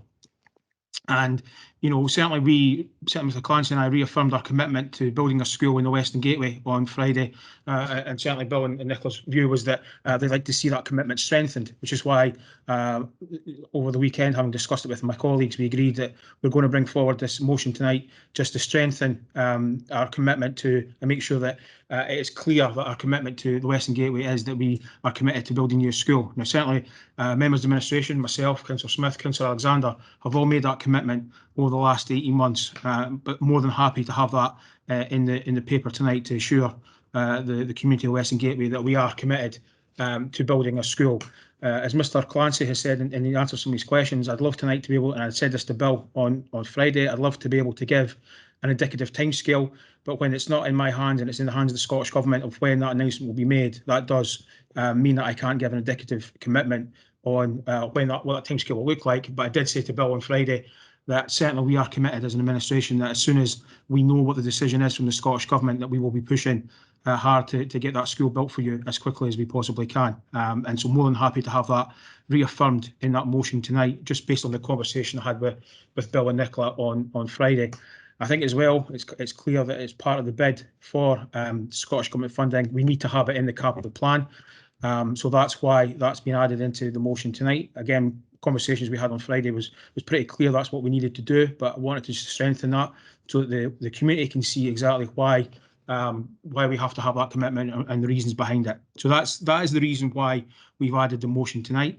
Councillor Smith, I saw you indicated quite a bit earlier on that you wanted to second me or comment, so I'll let you in at this point. Thank you, Convener. Yes, I'm happy to second your motion tonight without repeating everything that you've just said. I would agree with you that following our discussion with representatives of the Western Gateway community on Friday, your amendment affirms the commitment that we are happy to make to the construction of a primary school within the local community. And for that reason, I'm seconding you tonight. Thank you. Okay, Councillor Mara, you wish to come in? Thanks, Convener. I also have an amendment tonight. I'm not minded to move it, I have to say. I mean, it obviously preceded your own, and it was simply to say to allow the construction of a new school with a target opening date in 2025. Now, I purposely within my own amendment been actually, I think, as quite open. I understand the practical circumstances the council find themselves in, both in terms of the cuts that have been made by the Scottish Government to our budget, but also in terms of the actual practical process of getting from here to there that Mr. Clancy has talked about at length tonight, in terms of the planning process that we've got to go through. So what I have said quite clearly, and so I'm just asking, Convener, it would be good if we could move forward with unanimity actually tonight on the basis of what you've put forward. I would hope that could be the case, but I'm looking for you to say that you would have the aspiration, that bold ambition to try and get to 2025 on behalf of these people. I understand that sometimes things will happen that will be difficult in that process, but that's what we're really looking for, the aspiration to get there. If it's a year later because it was impossible to do anything else, I think people would understand. But if you're able to give us that target, that's where you're headed for, what you want to achieve, then I won't be pressing the amendment tonight. Sorry, I need to remember to come off mute as well. Yeah, so again, when we had that conversation with the community on Friday, I certainly said that, I made that commitment, happy to do it tonight, that we will certainly aspire for 2025. That is the ambition. As you rightly say, though, there are things that are out with our control. So if it doesn't happen because it's things out with our control, then that doesn't mean we're not going to try and do everything we possibly can to get to 2025. But that certainly is the commitment that you know, we give the community, and it certainly is our aspiration. Okay, thanks for that, Convener. I mean, on that basis, I mean, I think that my view, and it certainly be that I won't move our amendment. I think if you're giving us that commitment that that's where you want to get to, I don't think we're in any doubt in terms of the strength of feeling in the community and that how let down they feel in terms of this whole process. You know, trust is very low, not just on this issue, but the absence of the roundabout, the no paths, no buses. You know, this is the biggest issue in terms of building a community and the aspirations they have for their families. And I think it's absolutely vital that we don't try and find some kind of back door out of this process. You know, we've talked about this now for years. You know, and we need to make sure that it's delivered as soon as possible. So I think tonight, this seems to me to be a step in the right direction. I know it's not a closed situation, but we have to make sure that we can deliver it. So I would be not minded to push my amendment on that basis. Okay, thank you much. Councillor Hay, you indicated you had an amendment as well. Yes, and like Councillor Mara, I would be minded not to move mine as well, provided I know for certain that we're going to go ahead with this as soon as possible, that it's not going to drag on and on and on and on. You've given an assurance that you know it's going to happen quickly, and I would prefer to move forward with in a spirit of agreement amongst all of us. But I do think it is important that whatever happens, we need to make sure this school happens as soon as possible, and that we do everything to make sure that there aren't any more delays with this, and that parents are not forced, you know, to wait for a long time to try and send their children to a school nearby, because it's unreasonable to make children travel, you know, 5.6 miles to go to their catchment school. It's an awfully long way, and especially for years and years. I mean, it's one thing for a short period, but we know it's just going to be going on and on and on and on. We need to make sure that this project goes ahead as soon as possible. Okay, thanks. No, thank you, Councillor Hay, and certainly it's our aspiration to do this as quickly as we possibly can. I think it was I think it was now Councillor Malone who wanted to come in next. Yeah, thank you, Convener. I share a lot of the comments that have been made by Michael and Councillor Hay. I think that we now have at least got to a position where we have target dates, and I think we've also got aspirational dates. So I think this process has taken way too long, but I think that I'm kind of reassured that we are moving in the right direction now. And I think that the point Michael and Donald make about unanimity across the chamber, I think is important, because that sends as strong a signal as we possibly can to the Scottish Government when we actually do look for LEAP funding. But again, I would like to just to mention that what we have is a commitment to sustainable communities, and that can't just be rhetoric. That has got to be a reality, and there's a number of things that need to be fixed in the Western Gateway in order to develop that sustainable community. And there's nothing more important in developing sustainable communities than schools. So I welcome the amendment. I welcome the cross-party kind of view that we've got to commit to this project, and I accept your aspirations, Karina, that you want to get this done as soon as possible. I'm sure that'll be music to the ears of the community. But again, I would just like to thank the community of the Western Gateway for the fortitude and tenacity that they've had in bringing this to us and keeping this on the campaign table. Because as I said, when we listen to community, politicians make better decisions. So I'd like to thank the community for their efforts over a number of years in pursuit of what is going to be a fantastic sustainable community, hopefully looking forward. No, thank you very much, Councillor Malone. Councillor Alexander, I think you have the last comment. Thanks very much, Convener. I'm pleased to hear that we seem to be getting to a position that we can all get around. And I think, again, in revisiting some of the conversations and debates that we've had over the last couple of years, you know, I think you and I have both been as clear as we possibly could be about the commitment to education in the Western Gateway. And I was looking back, actually, at some of the press coverage from more than a year ago, in which I'm quoted as saying it's not a question of if, it's a question of when. So I think that commitment has been there. I think what your amendment or your motion certainly does is put that in black and white in a perhaps more robust way that meets some of the expectations of the community. And I think that's no bad thing whatsoever. I'm pleased that the opposition members are supporting your motion tonight. I think that is really important that we do have that united voice. I would make a brief comment in respect of the amendment. I think Councillor Mara had referred to your amendment, and think he suggested delayed nature. All I would say is we did share that with the opposition in advance, and perhaps, Michael, in the future, if you could do likewise, we could come to a position in advance of a meeting. So just a point I think that's worth making. And also, finally, I think it's really important to say that I hope that that agreement, that cross-party consensus continues, because it's not just the capital funding, of course, that will be a matter for deliberation and discussion.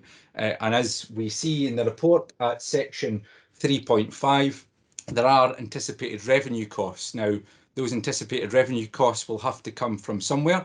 They might well have to come from existing budgets. So I would hope that there is that pragmatic approach when we do get to a position, hopefully, of having confirmation of the capital funding, that the cross-party working and that pragmatism also reaches the discussion around the decisions we might need to make on the revenue side of things, which may well be challenging, but that will, of course, be something that we need to balance going forward. So with all that said, Convener, I'm pleased that we've got to a point where we have got that consensus, and I'll, of course, be supporting you this evening. Thanks.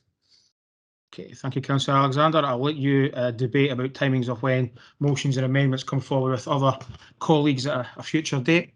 But what I will say about your last point is, I certainly made that reference when I met with the community on Friday, as did the Director and Councillor Smith, that, we will have to make some difficult choices to get to that revenue saving for the school. However, we are fully committed to having to make those choices to deliver the school for the community. And I put that commitment on record to the community on Friday, and I'll do it again tonight. As I said, there will be some difficult decisions, and we might have to make some difficult choices about how we fund this, but certainly committed to be making those choices, and certainly committed to doing that on behalf of the community. And I think that's a really important point that we need just to maybe just finish off tonight, that there is still some hard work to be done to deliver this school for the community, but we are all committed to doing that. With that, can this report be agreed? Okay, and on that, I just want to thank all the members of the community who took part in the deputation tonight, who came along and witnessed. I think, as Councillor Malone said, it's much better to have you involved in this and pushing us, and certainly it was a challenging conversation on Friday with Bill and Nicola, but I think it was a well worthwhile doing, and I think certainly the conversations that they've been having with officers to try and develop this proposal has really helped us as well. So hopefully that, as we go through this process, that will still continue, where officers and the Western Gateway community can still meet together and have those conversations, and I think that'll be to the benefit of the community. But thank you all for coming on tonight. Okay, Arlene, can we move on to the next item of business? Yep, so we're going back to item 2 on the agenda, Education Scotland Act 1980 Appeal Committee. This is for approval. Okay, so this is just to add 2 additional chairs to the Placing Request Appeal Committee, and certainly having met both individuals as they shadowed us as we've done some appeals recently, I think 2 very experienced and worthwhile members of the committee. So just hope we can agree that. Okay, I'm not seeing any other indication, so that's been approved. Item 3, Children and Family Service Plan 2021 to 2024. This is for approval. Okay, does anybody have any comments to make on this? Billy McPherson, you were first. I have a very basic question in relation to the area of from page 21 onwards. So yes, from page 21 onwards, under our plan for improvement, and in particular what's on page 23 regarding the development of a digital learning strategy. Now, it talks about that in the past tense. That's very helpful, particularly obviously given the COVID pandemic situation that we've had over the past 15 plus months. But it very much talks about it in the past tense of what's been done, as opposed to how the strategy will be going forward into the future. Now, that's not a criticism of what's in the document in front of us, but I was just really wondering if officers can give an indication that they will keep us updated with regard to the digital learning strategy across our schools, and how any gaps will be filled going forward, because I think it's a very important area. If one thing the pandemic has clearly shown us is just how vital digital learning can be, And I would just like a reassurance that we will be kept updated as to how this develops going forward. Okay, Mr. Clancy, do you want to make a start? Just happy to give Billy McPherson that assurance that we actually are planning to bring a new ICT strategy to committee in the near future that sets out just where we are moving with digital learning, what we've learned from the pandemic to date, and how we actually see that shaping up and working with our young people and working with our schools. So very happy to give the commitment to bring a paper back that sets that strategy out in more detail. I'm very grateful for that response. That's exactly what I was looking for. I'm very keen that paper indicates if there are any areas. We're very conscious that there are some families who have far greater challenges in relation to digital learning at home, for example, than others. And I'd be grateful if that can touch on that and how we're tackling that. Although I know the department made great efforts during the COVID health emergency, which I think they should be applauded for. But I'm very grateful for Mr. Clancy's response. Thank you. No, happy to do that. So, Councillor Malone, you're being a gentleman. You're letting Georgia go first. So, Councillor Cruikshank. Thank you, Convener. I welcome COVID being fully featured in the service plan. Can you provide a specific update, though, on educational recovery? Are the key elements in place now and being implemented in the schools, and how will this be monitored?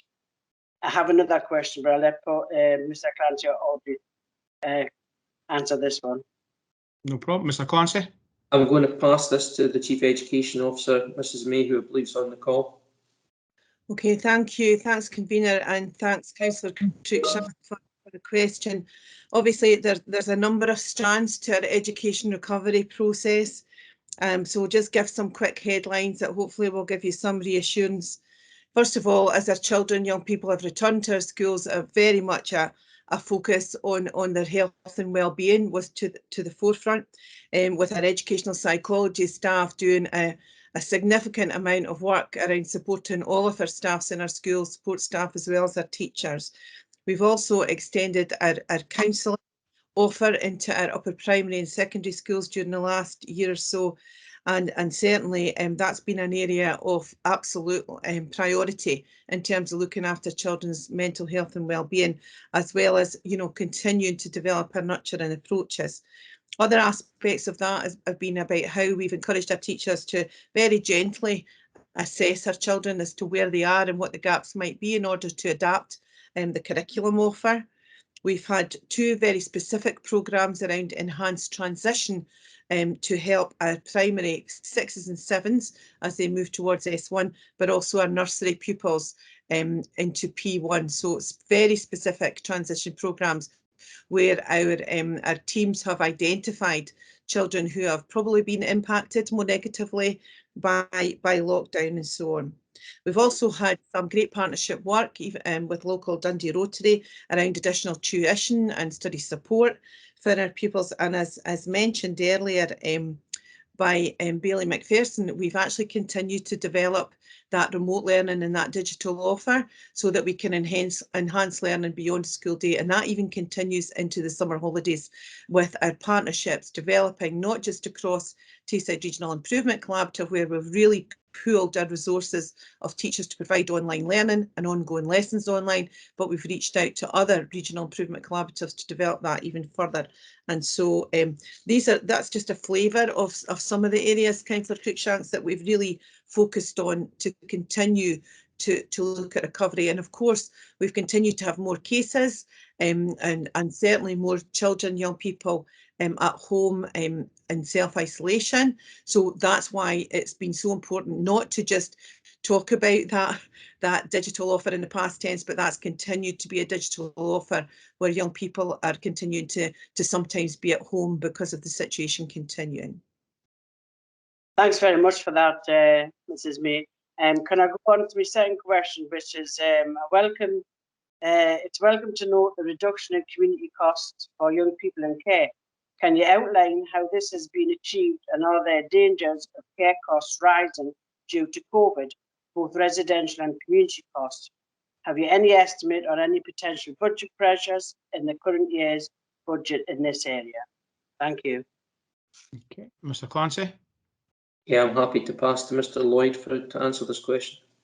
Yeah, thank you, Convener, and thank you for the question, Councillor Cruikshank. It's a very good question, actually, because it resonates with our response to the independent care review. It resonates with our response to the many, many challenges of the pandemic.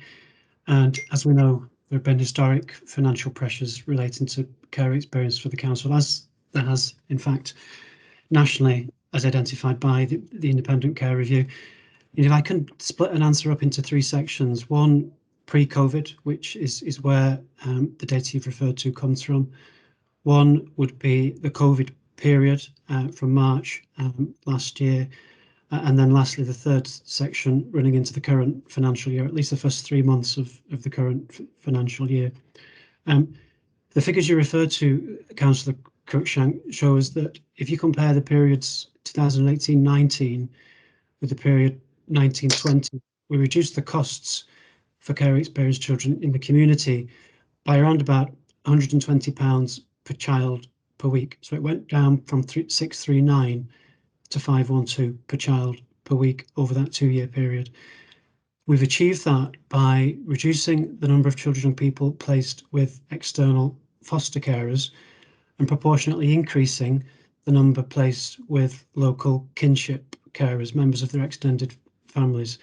And we've achieved that partly through introducing parity of payment for kinship carers and internal foster carers, partly through additional targeted support to those kinship carers, and also partly through increased stability of placements overall, which has meant that fewer placements are breaking down, and on that basis, fewer are escalating into more costly placements, including external foster care, but also including external residential care.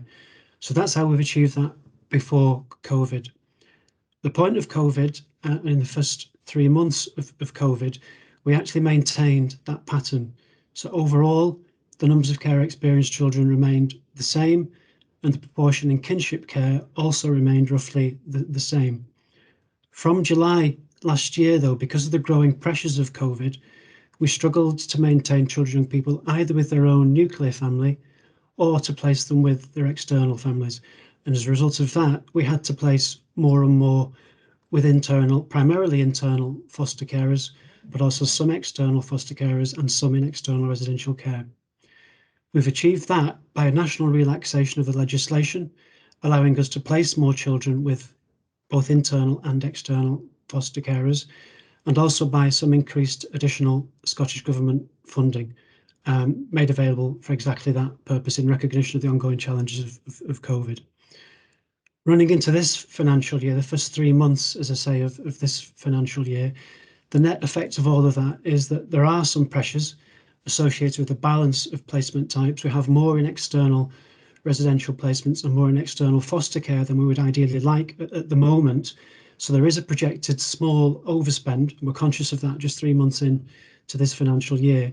But we are addressing that as a key priority through a range of measures right across the service, including addressing delays caused by the pandemic with the Children's Reporter, so children move out of care into their forever families more quickly, including by introducing functional family therapy so we can stabilise placements for teenagers and prevent them from escalating into more expensive placements, including by working with the third sector on reducing the numbers coming into care and stabilising the placements once they're in care as well, and including by carrying out a short working review of our whole approach towards kinship care to try and make sure that as many children and young people can remain with their own extended families in the city as possible. So as I say, there is a pressure at the moment, 3 months into the recovery process in this financial year, but we are addressing that through that range of measures. Always, of course, subject to that caveat that this is an extremely volatile budget area. As we've said before, if a child gets placed in secure care or a child gets placed in external residential care, unavoidably that has potentially a marked impact on the budget. So we need to be vigilant, and we need to continue to monitor the budget as we go through the financial year. Thanks very much, Lloyd, for your Glyn, for your comprehensive response. I look forward to future updates and keeping an eye on this. Thanks so much. Thank you. No, thank you, Councillor Cruikshank. So, Councillor Malone, I'll let you in now.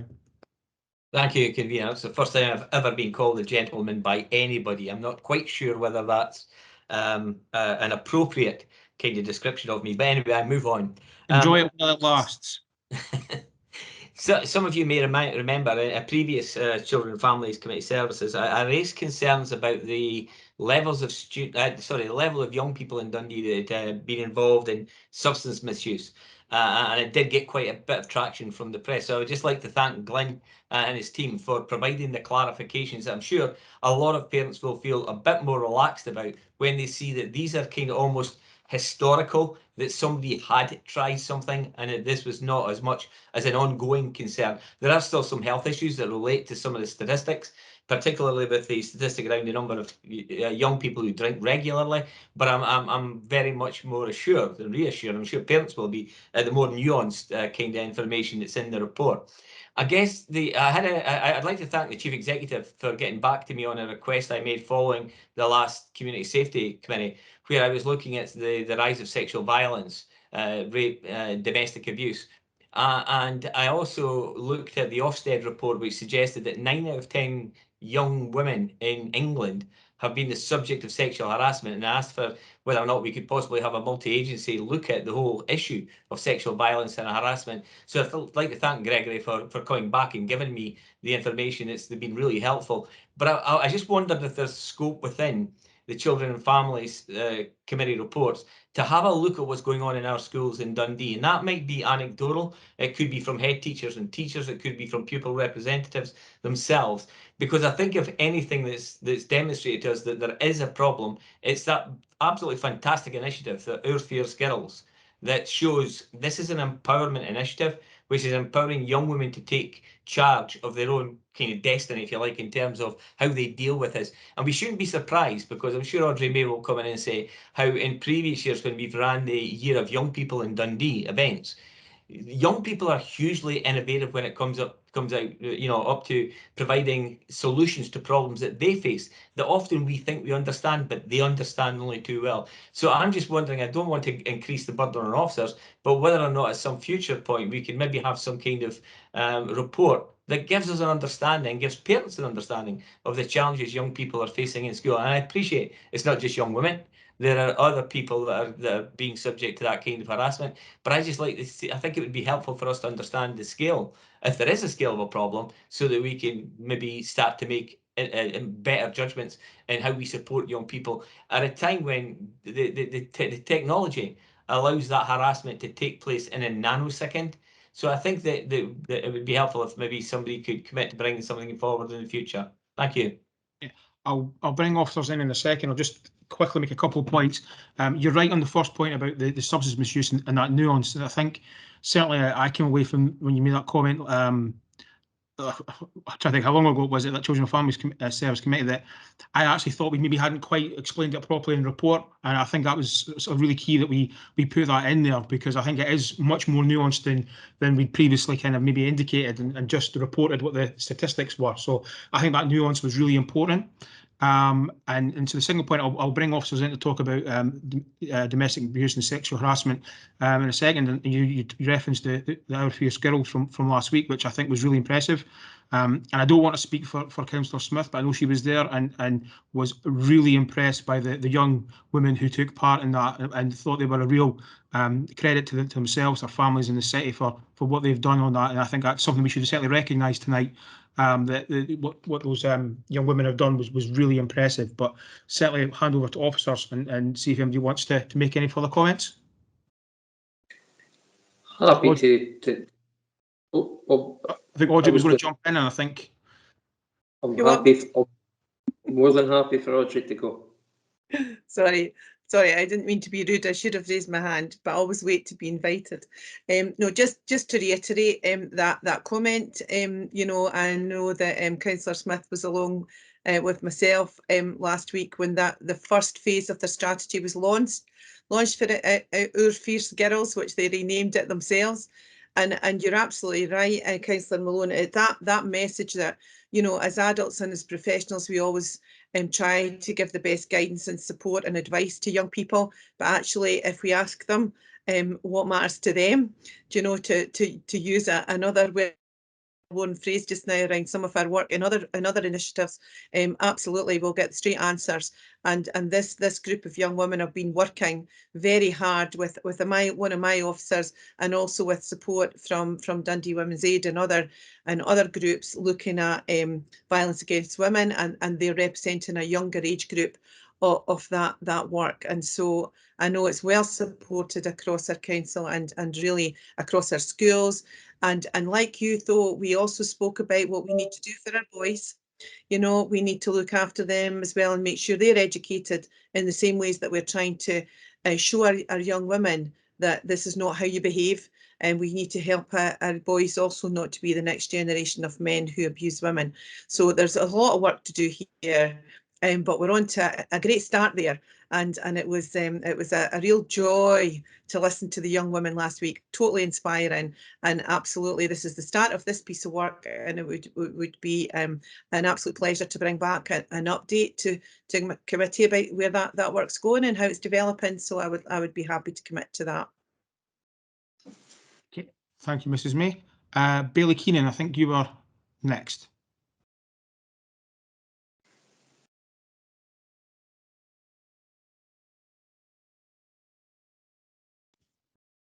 Off mute now. I understand that or appreciate the fact that the education departments had to run to stand still over the last year, and it's been a difficult time throughout the pandemic. But again, the challenges that are faced in health and well-being, I think over this period of time, I would imagine more people have presented with health and well-being issues. But yet, I think probably the wording's much the same in this document as it was. I must have been January 20, same as the last report that it was that this was in, because it was one of the last meetings in the chambers, and I raised it. It was measures in health and well-being are not robust enough for us to be confident about their improvements in children, young people's well-being. So when do we think we're going to have some level of measure that is robust enough that whatever care we're giving out there, that we're making sure that it's efficient, it's effective, because we can't go on just thinking, well, we can't really measure these things, but we're sure we're doing a good job. We must have something that's much more robust. So when do we think we could have something? When do we think we can perhaps report on something a bit bigger around that particular theme to show that there is either not the level that I think there is by way of people presenting, or if there is, we're effectively helping people on the way to recovery. Okay, Mr. Clancy, I'll let you answer this time. Yeah, thanks, convener, and thanks, Bailey Keenan, for the question. I think if we hadn't already given you an assurance of this, I think we have said that we're going to organise a briefing for elected members on the different assets and of what we're actually doing at present in terms of supporting the health and well-being, especially the mental health and young well-being of our young people. And there's a number of initiatives that are ongoing there. So if we haven't already done this, our intention is to organise a briefing to actually see the range of things that have been put in place over the last 18 months to try and support this area. Part of that is dealing with how do you measure this, because it's a very, very difficult thing to actually set out. You can look at it in statistics in terms of referrals to CAMHS, but the health and mental well-being pattern parabola goes from the bottom right to the top of the triangle, and it's actually quite difficult to get relative measures that allow you to see progress over time. So it's not just ourselves, I think, that find that challenging. That's part of the work that's ongoing. But just to assure Bailey Keenan, we are organising a briefing for elected members on our approach to supporting mental health and wellbeing for young people. Okay, Bailey, can I let you back in? I mean, I welcome the briefing. I mean, I think that it's probably best done in a briefing rather than present it in a paper and set perhaps further alarm.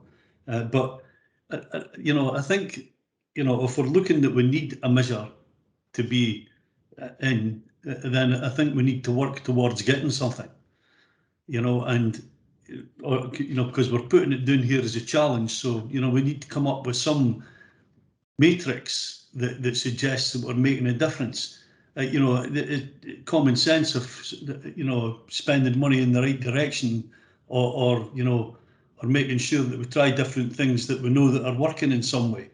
So that, you know, there's got to be some level of measure that we've got the brain power in among council to put that together, that you know, we could have something. I understand that it may be difficult, but you know, it'd be certainly useful to have something that suggests that was a really good practice and we should continue to do that.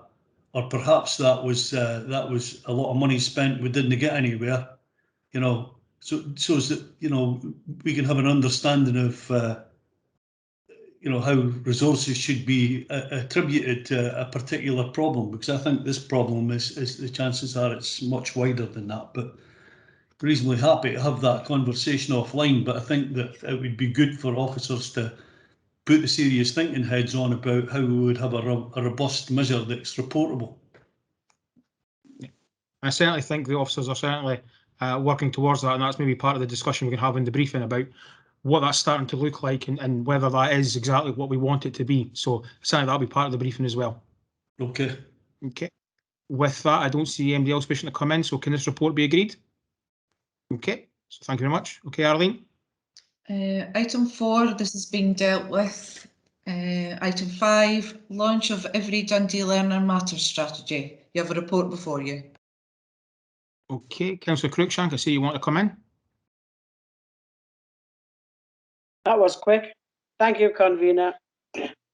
I welcome the discussion that we had with Mr. Clancy on this area and support the principles outlined in the paper. I understand this is a starter paper that sets out a strategic direction, but would like to know how elected members can be involved in developments in this area and how they will be kept up to date on progress. This is a key area for council, and although attainment improvement primary, there are some important gaps. Thank you. No, I certainly think it's important that elected members are part of the process and certainly can feed in and all that. So, Mr. Clancy, you want to make a start? I think I'll pass this to Mrs. May. Okay, thank you, convener, and thanks again, Georgia, for your question.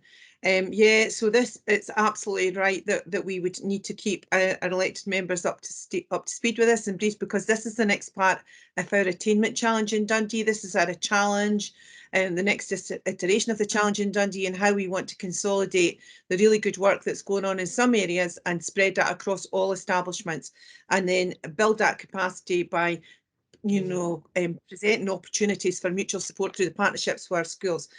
So it's really important. So obviously we could come back with an updated report within a year, but it would probably be really helpful for elected members to just hear some examples of what's going on. And so again, happy to be presenting briefings and bringing along head teachers. Actually, 2 head teachers on the call tonight from the strategy group, if you wanted to hear anything from them. But I'm also thinking it would be really good once we're permitted to do so and it's safe to do so, maybe for our local members to visit some of their schools and see some of this work in action.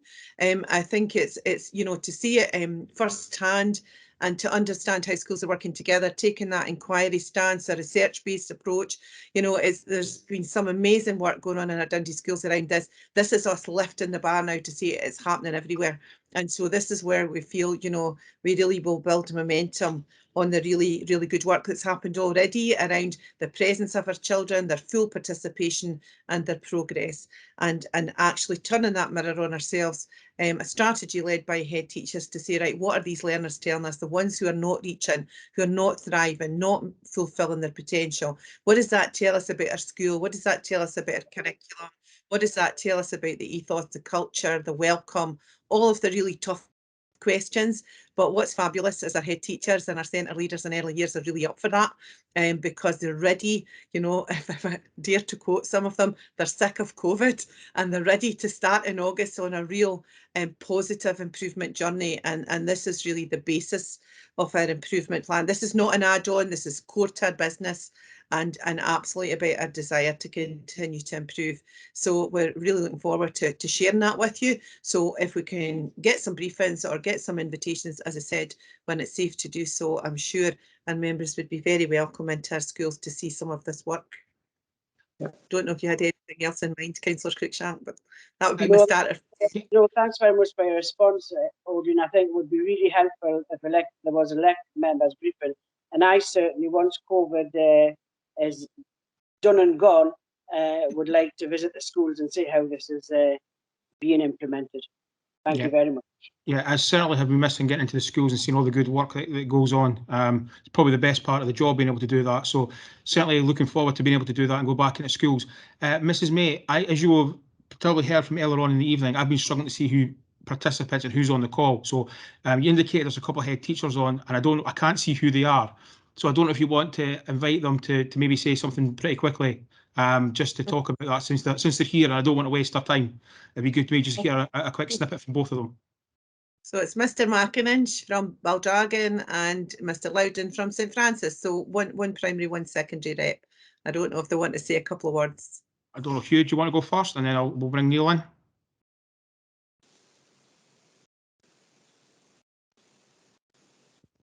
Yeah, thank you, convener, and thank you everybody for just giving 5 minutes of your meeting over to this. It has been an absolute delight and an absolute pleasure to work with a range of head teachers and the Robert Owen Centre around this particular strategy. I think Neil will obviously give his pitch and things, but for me it's a very, very refreshing approach as a new head teacher into Dundee, although I'm not getting away with that for too long now.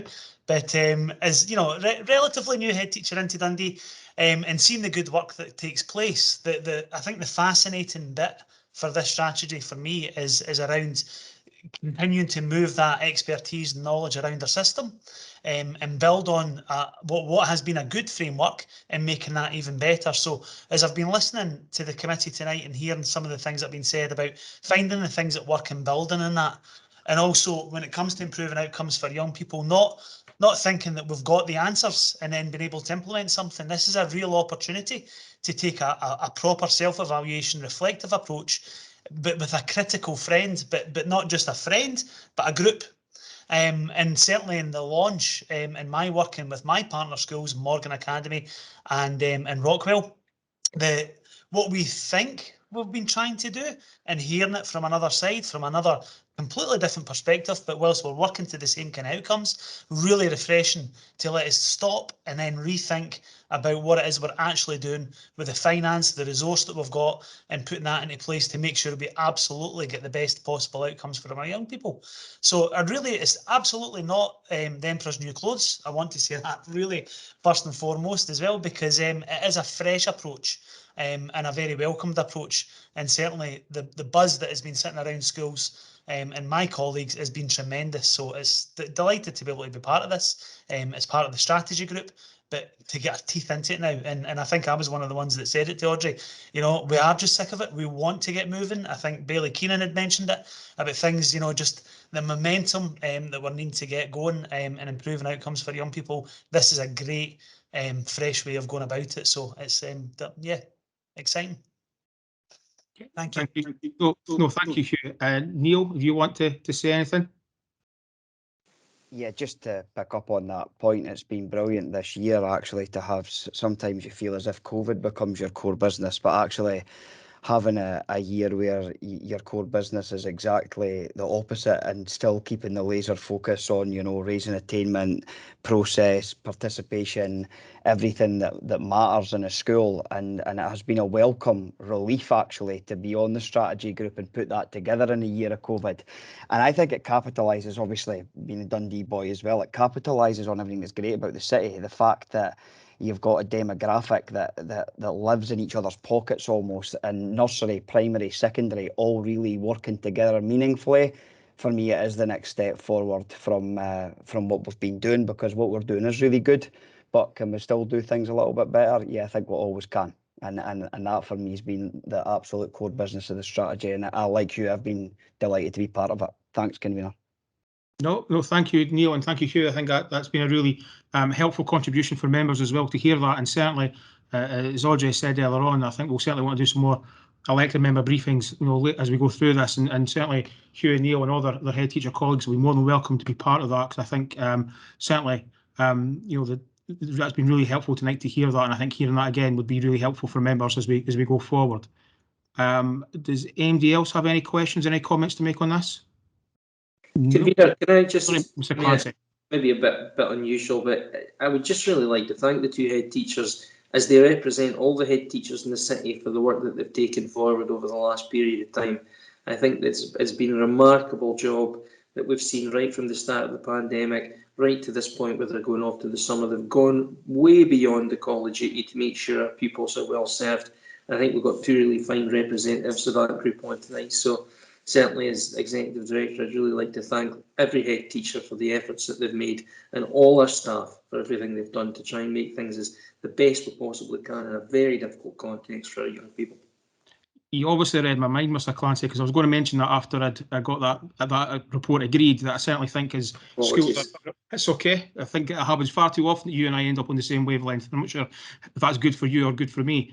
But certainly, I think as we come up to the end of the school year on Friday, and certainly having Hugh and Neil and obviously our teacher union reps on as well, I think it's only appropriate that we thank all our staff in our schools for what's been a really difficult year, a really difficult 18 months. And they've all gone way above beyond the call of duty of the last 18 months. And certainly, I think we've done it several times on the committee, but as we come towards the end of the school year and having two of our head teachers on, I think it's only right that as committee we thank them once again for what they've done over the last year. All our staff from our schools, from the Jannies, the cleaning ladies, all the way up to the teachers and head teachers and senior staff. The work they've put in to make sure that we've managed to get schools back in has been phenomenal, and I really do think we should be showing our appreciation this evening to them. So thank you, and I hope you're able to enjoy a well-deserved rest over the summer holidays, because you all certainly deserve it. And with that, I think I can see a lot of people nodding and agreeing. And with that, can we agree this report? Yeah, and I think that's the business for Children and Families Committee. So thank you all very much for your patience this evening. Thank you, convener. The next committee is the City Development Committee. Good evening, everybody, and welcome to City Development. It's been a long evening so far, so we'll just crack on, I think. Arlene? Item 1, declaration of interest. Are there any declarations? Councillor Lynn, I see you have your hand up. Councillor Lunn indeed has his hand up in relation to number 5. I want to declare an interest, because it's fair to say that the proposed restrictions were quite literally on my doorstep. So I wouldn't be taking part in any debate or vote should there be one on that item. Thank you. Thank you for that. Anyone else? Don't seem to have anyone else. Just move on, Arlene, please. Okay. Item 2, service plan for city development. This is for approval. The key priorities for city development for 21-22, 23-24. I have Councillor McCready first, please. Thank you very much, convener. I've got a couple of questions. I note that the forward highlights the impact of COVID-19. I think there are lots of targets here around things like employability, business development, property lets, for example. So I mean, I just want to have some assurance that I know this is not absolutely not an exact science, but have some assurance that the department has assessed the possible impact of COVID-19 on this plan, because I think in some respects that City Development Department, although COVID-19 can have an impact on, will have an impact on all aspects of council's business. City development is in some respects one of the more outward facing, interacting with other bits of the economy, for example. So how's COVID-19 and its impact in going forward being factored into the plan? And I've got another question which is unrelated. Okay, I'll come back to you on that one. Mr. Presswood, are you available, please? I am, yes. Many thanks for that, Councillor McCready. Could I first of all say that the service plan has been developed by a large group of staff and managers across the service to make sure we've got all those dimensions and that we've challenged ourselves around each aspect of the service performance. So COVID-19 has definitely been factored in. It's one of the reasons that we very clearly set out that it's a 3-year target, because we anticipate there will be further decline in the economy, for example, and you focused very much on that in your question. So we're looking to what happens after we've gone through the dip, which potentially comes over the next year. I think you'll recall that in the economic recovery plan, which we contributed to the overall corporate recovery plan last year, we predicted that unemployment would grow very rapidly, and particularly youth unemployment. And we've certainly seen that, and I suspect that we'll see further dips as the furlough scheme comes towards an end. So we are building on that economic recovery plan. We're trying to develop short-term reactions to COVID, but crucially not losing sight of the long-term policies and priorities of the council to help grow Dundee's economy still further over the coming years. Thanks. That's a helpful answer. And I think it's something we know will be difficult and will be certainly continue to move. My second question is focused on page 44 of the overall pages, and it's about carbon emissions. And I think we see at the top of page 44, Dundee City Council carbon footprint emissions, and then citywide CO2 emissions. And the 3-year target is under development. Now, I understand that some of that might well be related to my earlier question around COVID, that we don't know what transport use and things like that will be like going forward. But I think obviously those things are really important. The carbon footprint of this council as an organisation and of the city is hugely important. So can we have a bit of an update on when that we might get more detail on that, and maybe if there'll be any more detail on how we might plan to bring those carbon footprints down? Thanks. Yeah, I would say the climate challenge is certainly a challenge for the department and the council as a whole. So over to Mr. Presswood, please. Many thanks. In terms of the citywide target, that is obviously the most important because it's significantly in excess of the council's own emissions, as members will see from the table. Because we need to access that information from a range of different sources. We don't yet have the 1920 outturn information, and we obviously don't have the 2021 either. In terms of developing a target, I think the key priority is the climate change delivery group, which we've set up. We've had the first meeting. I think the second meeting is next week. And this will be one of the key priorities, is trying to get all the partners around the table who speak for many of the large energy consumers. They also bring a lot of thought leadership to the table in terms of what things we can realistically do over the coming years, and crucially how rapidly we can start to bring carbon change emissions down in the city. So I'll come back to you specifically with a view on when we can expect that target to be established, but I think that will be the key mechanism for establishing it. Thanks very much. Okay, thanks for that. Billy McPherson, my apologies, Bill McPherson, in the chat, your first button, my other computer popped up. Councillor McCree jumped ahead of you, so apologies for that. Not to worry, Convener, it's hardly a crime.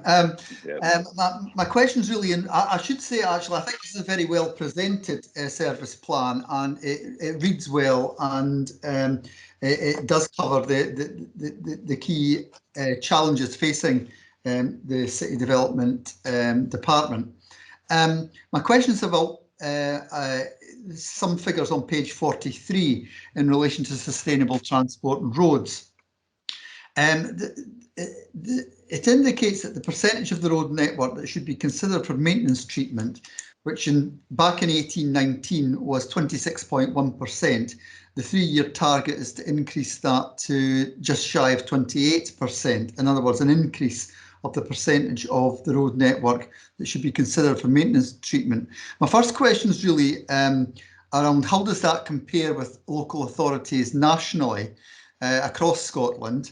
And I was also really wondering if we are increasing the target for maintenance treatment, or the percentage of roads that are covered by maintenance treatments, which I think we're all in favour of, because obviously we want our roads to be in good condition.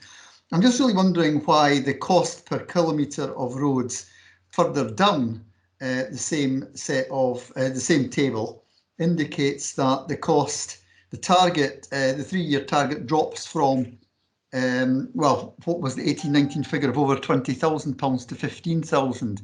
How do you manage to do that, or is that due to improvements or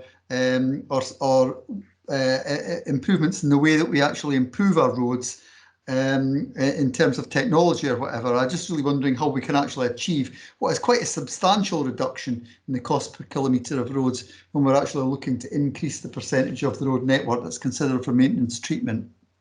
Thanks for that. Mr. McNaughton, are you here tonight? Yeah, thank you very much, convener. And thank you for the question, Bailey McPherson. In regard to the road condition index score, the 27.7, that's been our historic baseline for the last 10 years, which we've been measuring against. The RCI figure does fluctuate. It's done off a rolling 3-year average to try and smooth out some of the fluctuations, but it's determined from a sample inspection. So we have fluctuated, but we've managed to stay broadly in line or within that 27.7% figure moving forward. So that's the reason why I've maintained it. As I say, for those less familiar with the RCI figure, it represents the percentage of roads which should be considered for maintenance treatment. So the lower the figure, the better, if you like.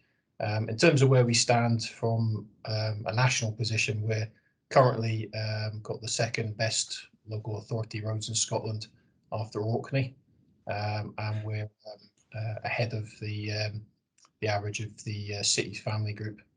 The last point in terms of the cost per kilometre of roads, that's probably more of a projection for where we're going with our cost per kilometre of roads. It is challenging and it is linked to investment also.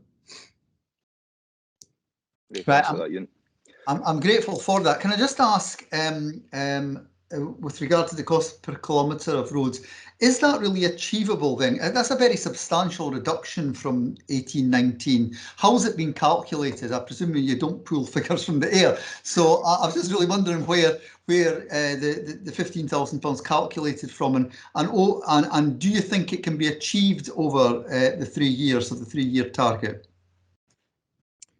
Yeah, in answer to your question, it's a combination of investment, both in project spend and also predominantly maintenance work, both revenue and yeah, as we are on the trajectory towards that. It is fluctuated from in-year capital projects. So, for example, this year will peak slightly because we've had some additional investment from COVID support funds and also town centre funds, things like Euclid Crescent.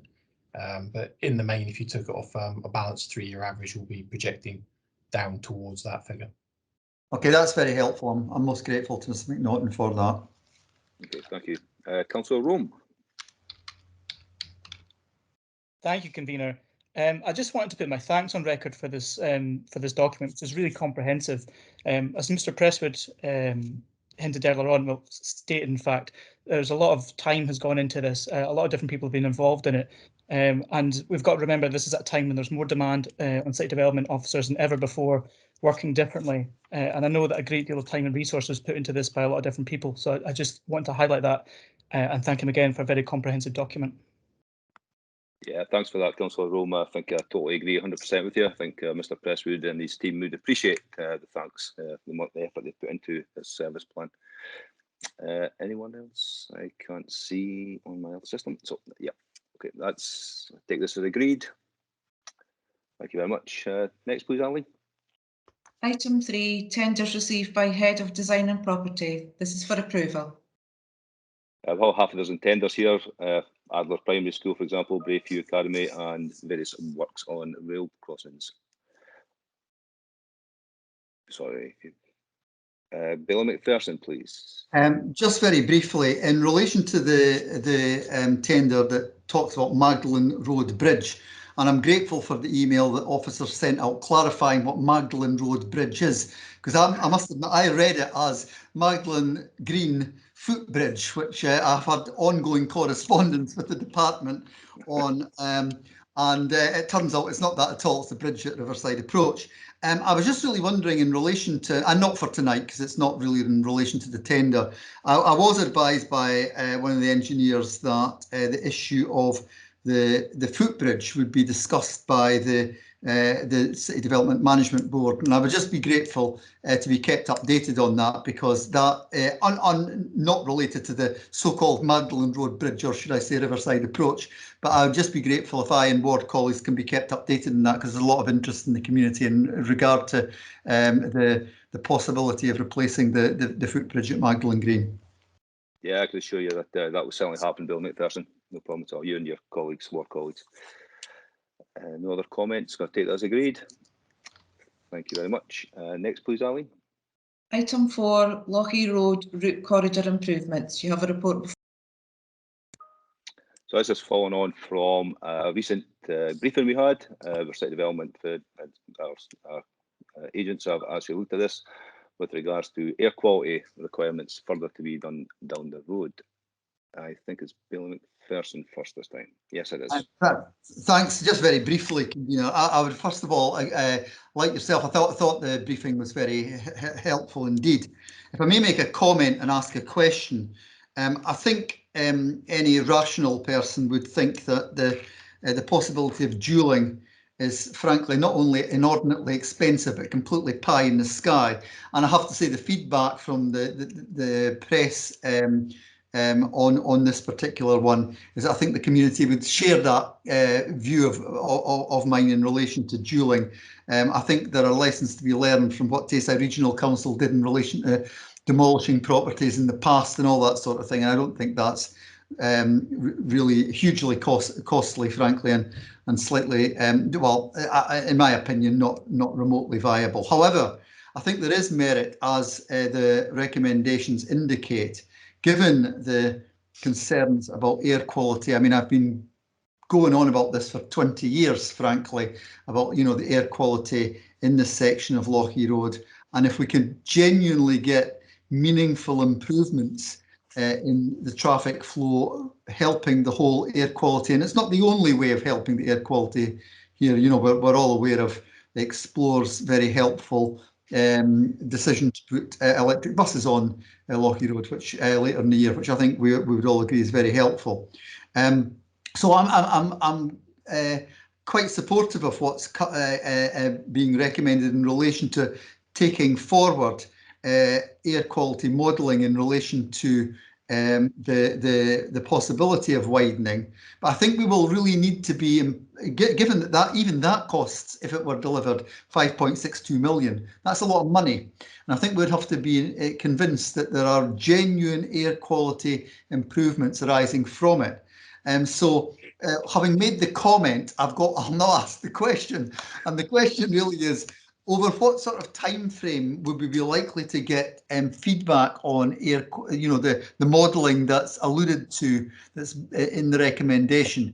Clearly, we would like to see progress on this, but at the end of the day, we want to see measurable improvements, but not things that really are a bit pie in the sky and will never be delivered. Yeah, first of all, can I say I absolutely agree with your comments. I was at that briefing as well, and you heard my views on the situation. Yeah. However, I do believe doing air quality measurements on various options is also beneficial. So I think it's actually quite good to get that. Can I go to Mr. McNaughton, please? Yeah, thank you, convener, and thank you for the question, Bailey McPherson.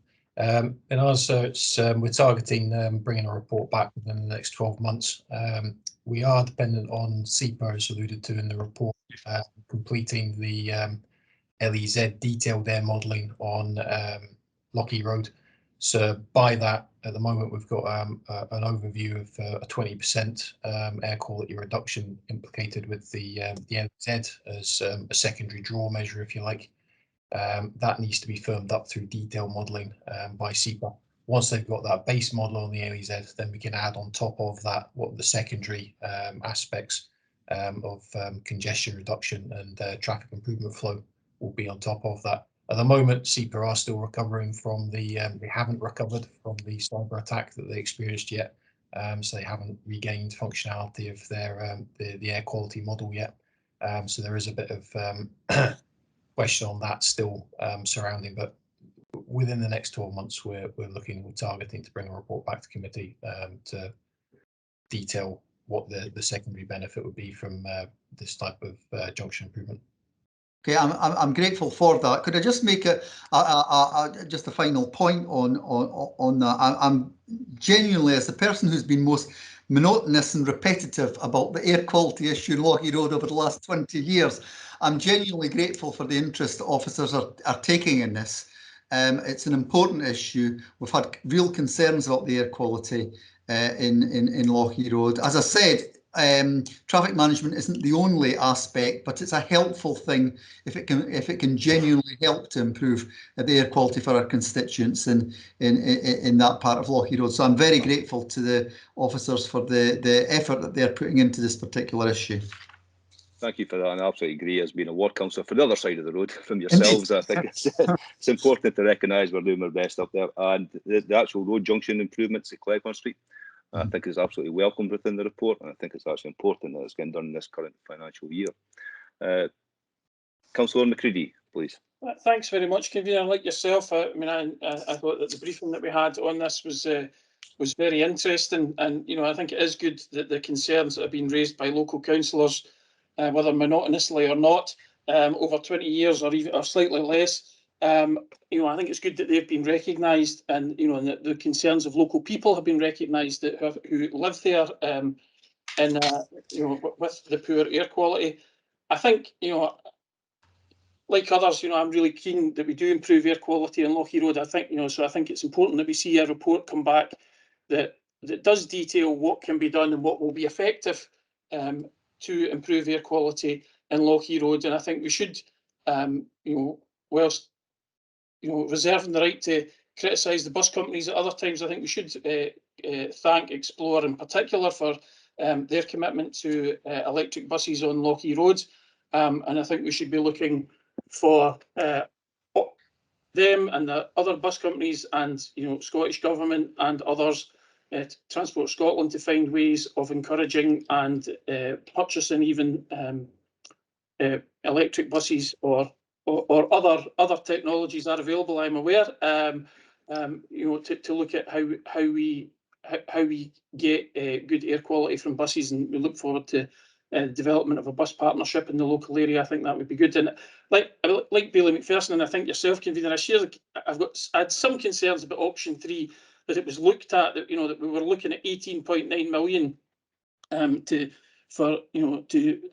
create a dual carriageway on the Lochie Road. That I think it just kind of slightly beggars belief. We could have bought several hundred people electric cars for that level of money. We could have bought something like 460 Teslas or 760 Nissan Leafs. And I'm sure that other electric cars are available, but I think it was a ridiculous amount of money, and I think it's important that we make clear to people that idea has been discounted. But I think, like Bailey Macpherson, I look forward to further reports coming forward on this, and hope that we can see real progress in improving the air quality for our constituents on both sides of the Lochie Road, Convener. So thanks very much, and very happy to support this proposal going forward. Thank you for that. And I like your calculation of the vehicles. That's a nice wee sales pitch for some. I do think I have to applaud Explore again. But again, we actually went on the EV bus trip on the Enviro 400s, and I think it was actually pleasant to see the improvements that can be done with that. But again, it's not a tool in the toolbox. So we certainly welcome their input from the Scottish Government support they've been given. So thank you very much for that. Can I see this as agreed? Yep, thank you very much. Next one, Arlene, please. Item 5, variation of waiting restrictions 2021. Objections received to traffic regulation order notice. You have a report before you. Just a summary of consultations for both Baxter Park and Street in Lochie in the High Street, namely. Any comments? Councillor Cruikshank, I think you've got your hand up.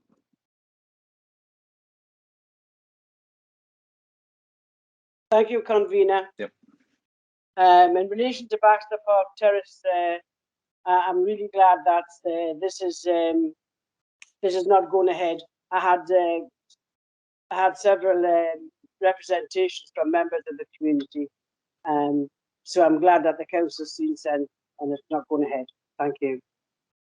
Thank you for that. I think it's very important, as in saying, the previous committee, we actually listened to the residents in the areas we are consulting with, and it was quite clear they didn't want it. So thank you for that. Any other comments?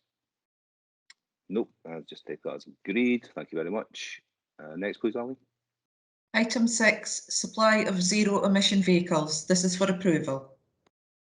Again, another supported network from Transport Scotland funded Switched-on Towns for £400,000 for more investment in 20 electric vans for the fleet. Again, helping to improve the air quality within the city, which is what we're all targeting. No more. Take this as agreed. Thank you very much. Let's take that. Next, please, Ali. That takes us to the confidential part of the agenda. Do you wish to deal with this in the usual way? Does everybody agree? We just do that? Yep, I think that's agreement for that again. Okay, thank you very much. That's the business for city development. Thanks, everybody. Thank you, Convener. The final committee this evening is the Policy and Resources Committee. Good evening, everyone. And we'll just kick on with the business. Tracy? Thank you. The first item is item 1, declarations of interest. Does any member wish to declare an interest? I presume Councillor Dawson is looking to declare an interest as a member of Leisure and Culture, as I'm sure the other members do, but Councillor Dawson? Yeah, I was waiting to say that, Convener. Charlie and Christina as well, I would imagine. Thank you very much. We'll take a note of them. Are there any others? No? Okay. Tracy? Okay, we'll now report that requests have been received for deputations to address the committee relative to item 4, the Dundee Fairness Action Plan and Child Poverty Annual Report. Do you agree to hear the deputations? We do, I think. I see lots of nodding heads. Now, I did have a discussion with committee services before the meeting because I knew it would be a lengthy one, and I didn't particularly want our deputations waiting for hours on end during the course of this meeting. So I did ask committee services to contact both deputations a few items away from the start of P&R just to make sure that they could join us in time. Now, Tracy, I presume that happened, but I am currently seeing them in the list of attendees. Peter Allen was contacting them, so no problem. As you say, they don't appear to be here yet. I don't know if you maybe want to then. Well, there's Jackie Close appeared. It's now in the meeting. I mean, I'm happy to wait a couple of minutes to ensure that they can come on. Can I perhaps suggest at this point that we maybe just take a quick 5-minute comfort break, which will allow the deputations to come on and also allow folk to go top up their coffee cups very quickly. So I'm looking at the time now. So if we reconvene at 7:41, is that agreed? Thank you. Okay. Jackie, if you are on the call, and Eddie, you have now joined, just to say we're going to have a quick break to allow people to top up their coffee cups, and then we'll come straight back to the item and we'll call upon yourselves to speak to committee, if that's okay. No problem, thank you. Thank you very much.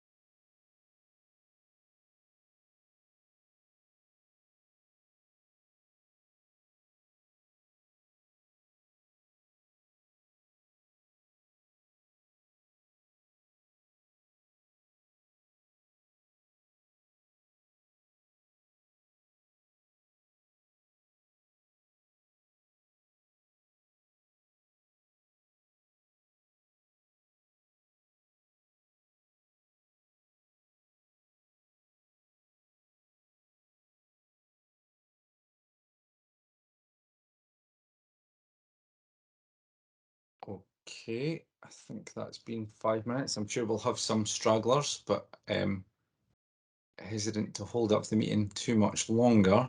So I am going to get started.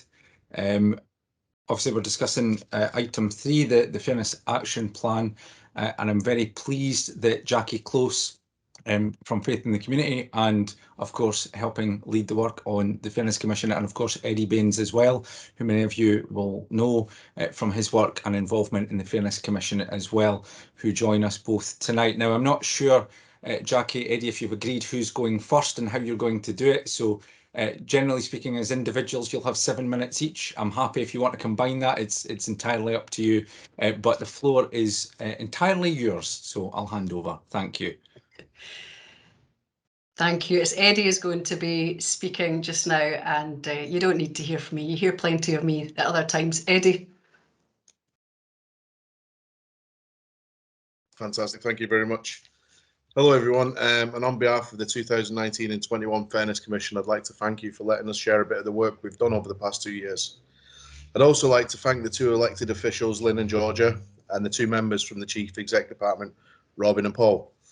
It's been wonderful to get into work with the 4 of you so closely during the process, and it's amazing how much can be achieved when people from such positions of influence can commit to the process and bring the fullness of their experience and influence to the work. Our commission started much like the previous one. People who have been through financial insecurity and inequality were brought together to work with senior managers and directors from different areas of society. There was no hierarchy or no agenda. We spent the first 6 months listening to personal experiences of financial insecurity and the impact that this has had on people. We drew out the key themes from all of these stories and decided on 3 main issues that we wanted to investigate further. Then COVID hit. Like most of the world, the Commission was not prepared for this, so some of our members did not have the technology or didn't have the capacity to move online working, like many did across the city, and many of us have become isolated, and all of us were scared. But with the persistence and resourcefulness of the Commission facilitators and technology and support that were sourced, we began to reconnect as a group, and soon we were ready once again to tackle the issues of poverty within the city.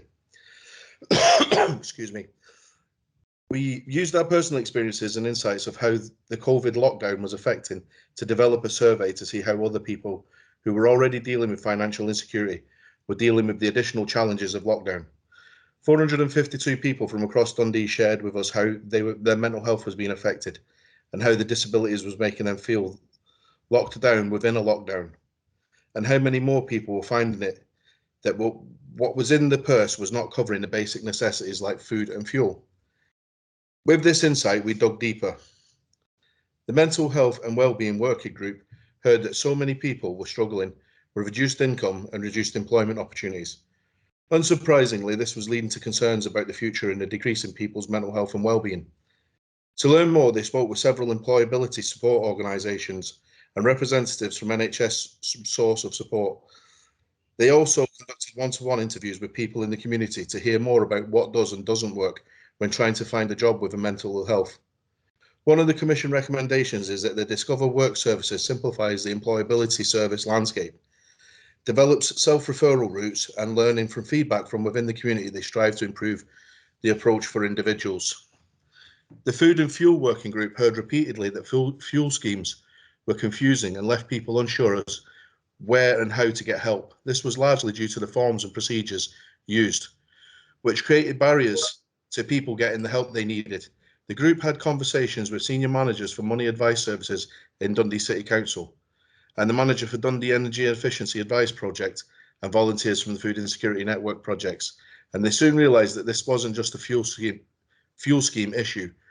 One of the Commission recommendations is that money advice services citywide review the forms and procedures to better enable clients to provide the information needed to access fuel support. This review should be done with stakeholders' input. The Disability Working Group heard countless stories about how people were struggling to manage the disability during lockdown. 67% of the people who responded to the survey and identified as having a disability felt that the lockdown had impacted on their ability to access vital services which helped manage their disabilities.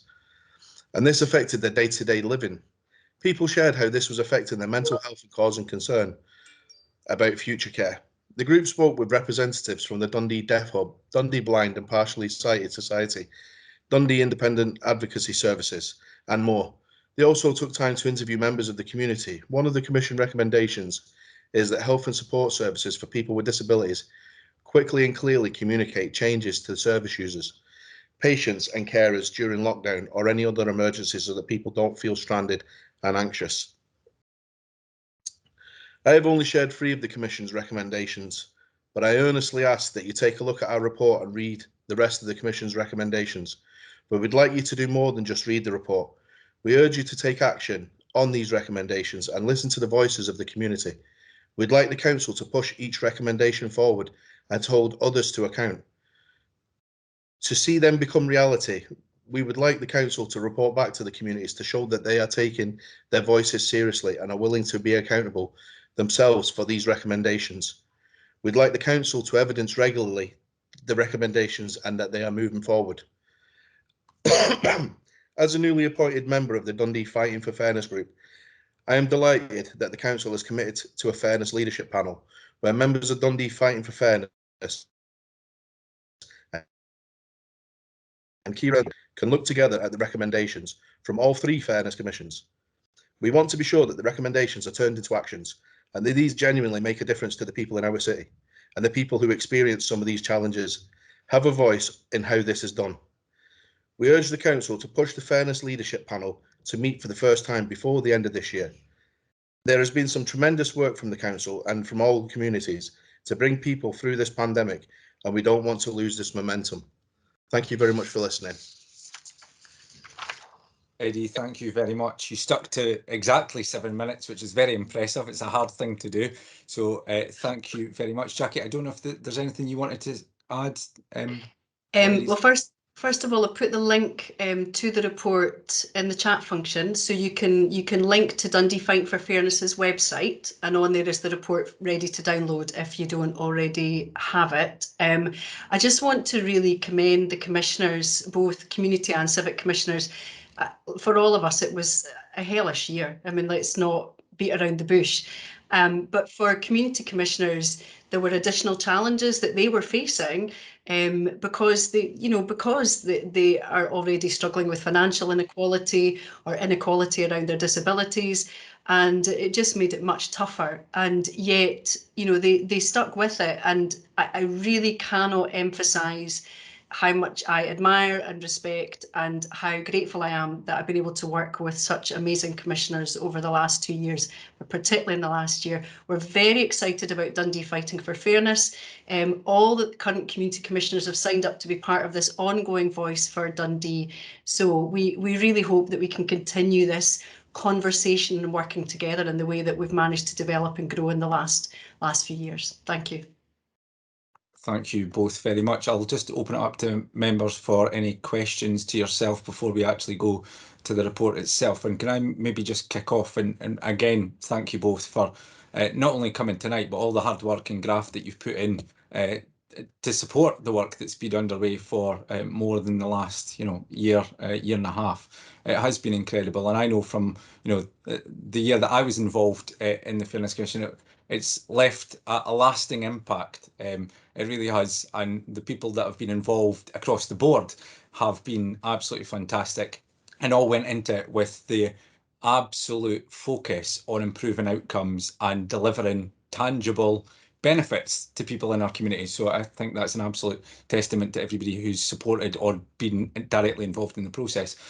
But by way of a question, I suppose, and maybe this is for both of you, but we talk often about the impact of poverty on the city, and everybody on this call knows it very well. I can walk 5 minutes from my front door, and I'd see it. And I think that's true of most, if not all, communities in Dundee as well.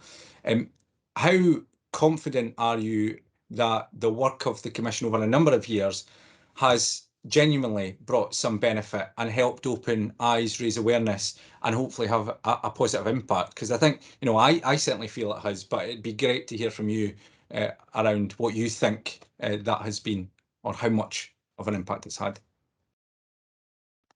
Eddie, do you want to come in first and then I'll say something? Yeah, I mean, for me personally, I would have to go through my own personal experience. I was a while back a great skeptic of community engagement. You know, I think at times when you're in the communities, you can almost see it's box ticking sometimes almost and whatnot. However, the things that I'm involved in, we can see real differences. The fuel well scheme, for example, they really listened to what we were saying. It wasn't placation in any way, shape or form. They changed the wording of the documents. They changed how they delivered the document, and it led to real change for people I know that were affected by that.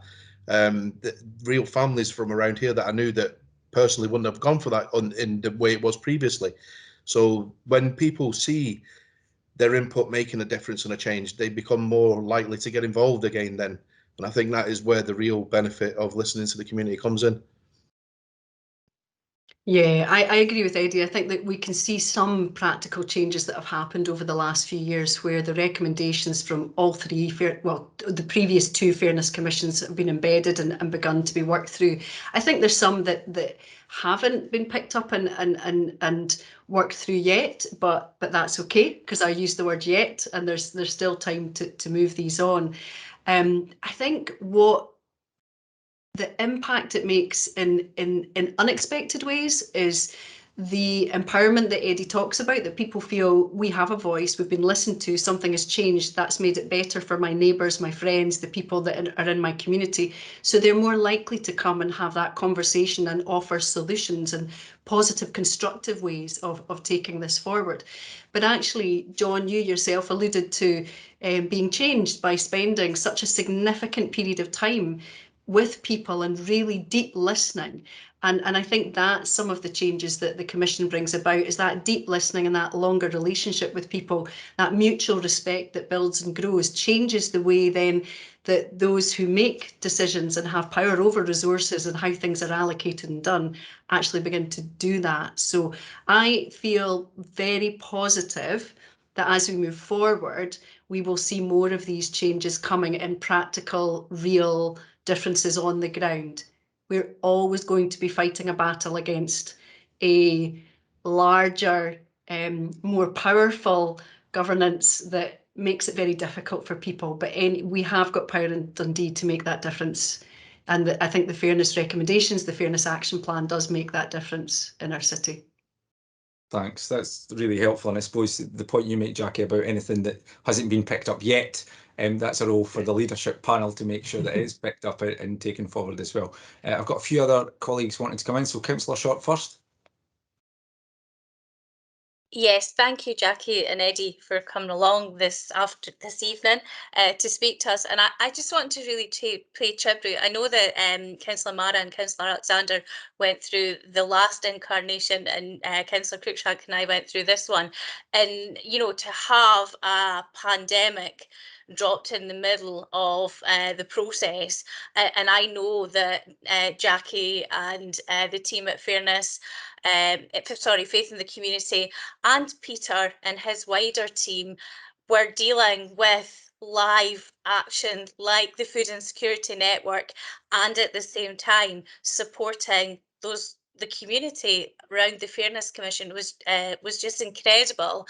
And I don't know if it's often a word that we use around these sort of walls, if we can pardon the expression, but the love and care and consideration that was given was huge. And I think for many people, probably myself included, if we didn't know that you were there, I think it would have been a very different time. And really, my respect goes out to you all for that. I think it was really, really important. And it is a bit of a disgrace in this day and age that we need to call something fighting for fairness.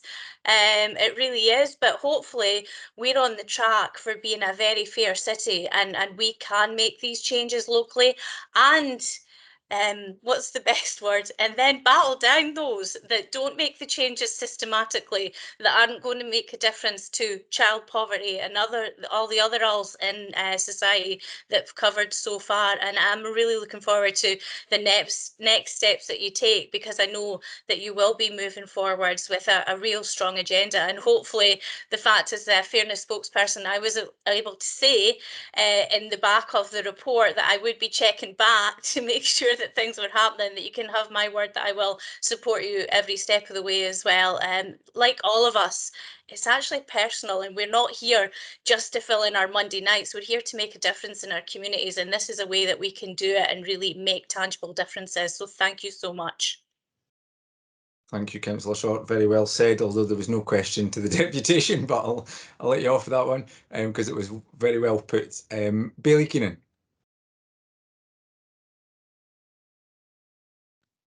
Again, for me, it's probably no question to the deputation. I listened to the deputation at the Dundee Partnership and a few more of their colleagues as well. And every one of them put over a very, very strong case and presented the work that they'd done really well. Does throw the city some challenges, but I think we knew that when we started the Fairness Commission. And you know, I remember one of the comments that were made in the presentation recently was about, can I tell my story only once? You know, and I think that's something that filtered through many of the reports that we've done, in particular the Drugs Commission. You know, people become a revolving door of telling that story time and time again when they're looking for a bit of help. It'd be better if we could look towards how do we streamline these services to make it easier. And I think there's a genuine commitment to do that. So I suppose the real question is to yourself, John, and that is about the leadership panel. I think that in the leadership panel, we would be, as a Labour group, would be keen to still be involved in that. And I say from a sort of political group point of view, that we're not there to play politics with it. We've entered into it every step of the way on looking to see what we could do to make a difference. I think it is one of these areas where, you know, I think no matter the political divide in the chambers, everybody that enters into the politics at the level that we're at looks towards making a difference to people's lives that we represent. This has been a nice way to do it, albeit, you know, there is people that are needing that help the most that we're needing to help here.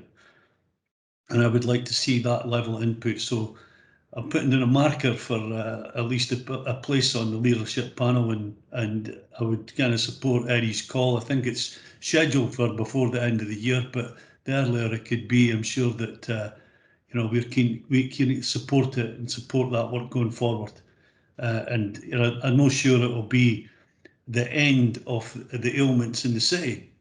I think there will sort of be new challenges arise, as Jackie said earlier there. But you know, let's see what we can take forward and make a difference now. And again, I put the marker down for we'd be keen to be involved. Thanks, Bailey Keenan. Absolutely agree with the comments that are made, and I suppose I'll address them properly when we move on to the item itself, because we're still on the section with deputation. So if you don't mind, I will come back to your point and I will address it directly.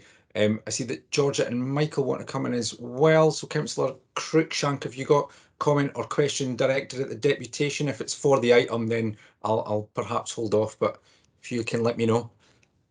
Right, it's not so much a question, but I would like to pay tribute to the community commissioners for the tenacity in staying with us. Like Lynn said, we had a pandemic dropped on in the middle of it, and I've been humbled to be part of that group. And the excellent work that Jackie and her team have done, Faith in the Community, to keep the community commissioners engaged, has been nothing but remarkable. So on that note, I just wanted to note that I've seen how the community commissioners have grown, and they've been empowered. They've grown in confidence.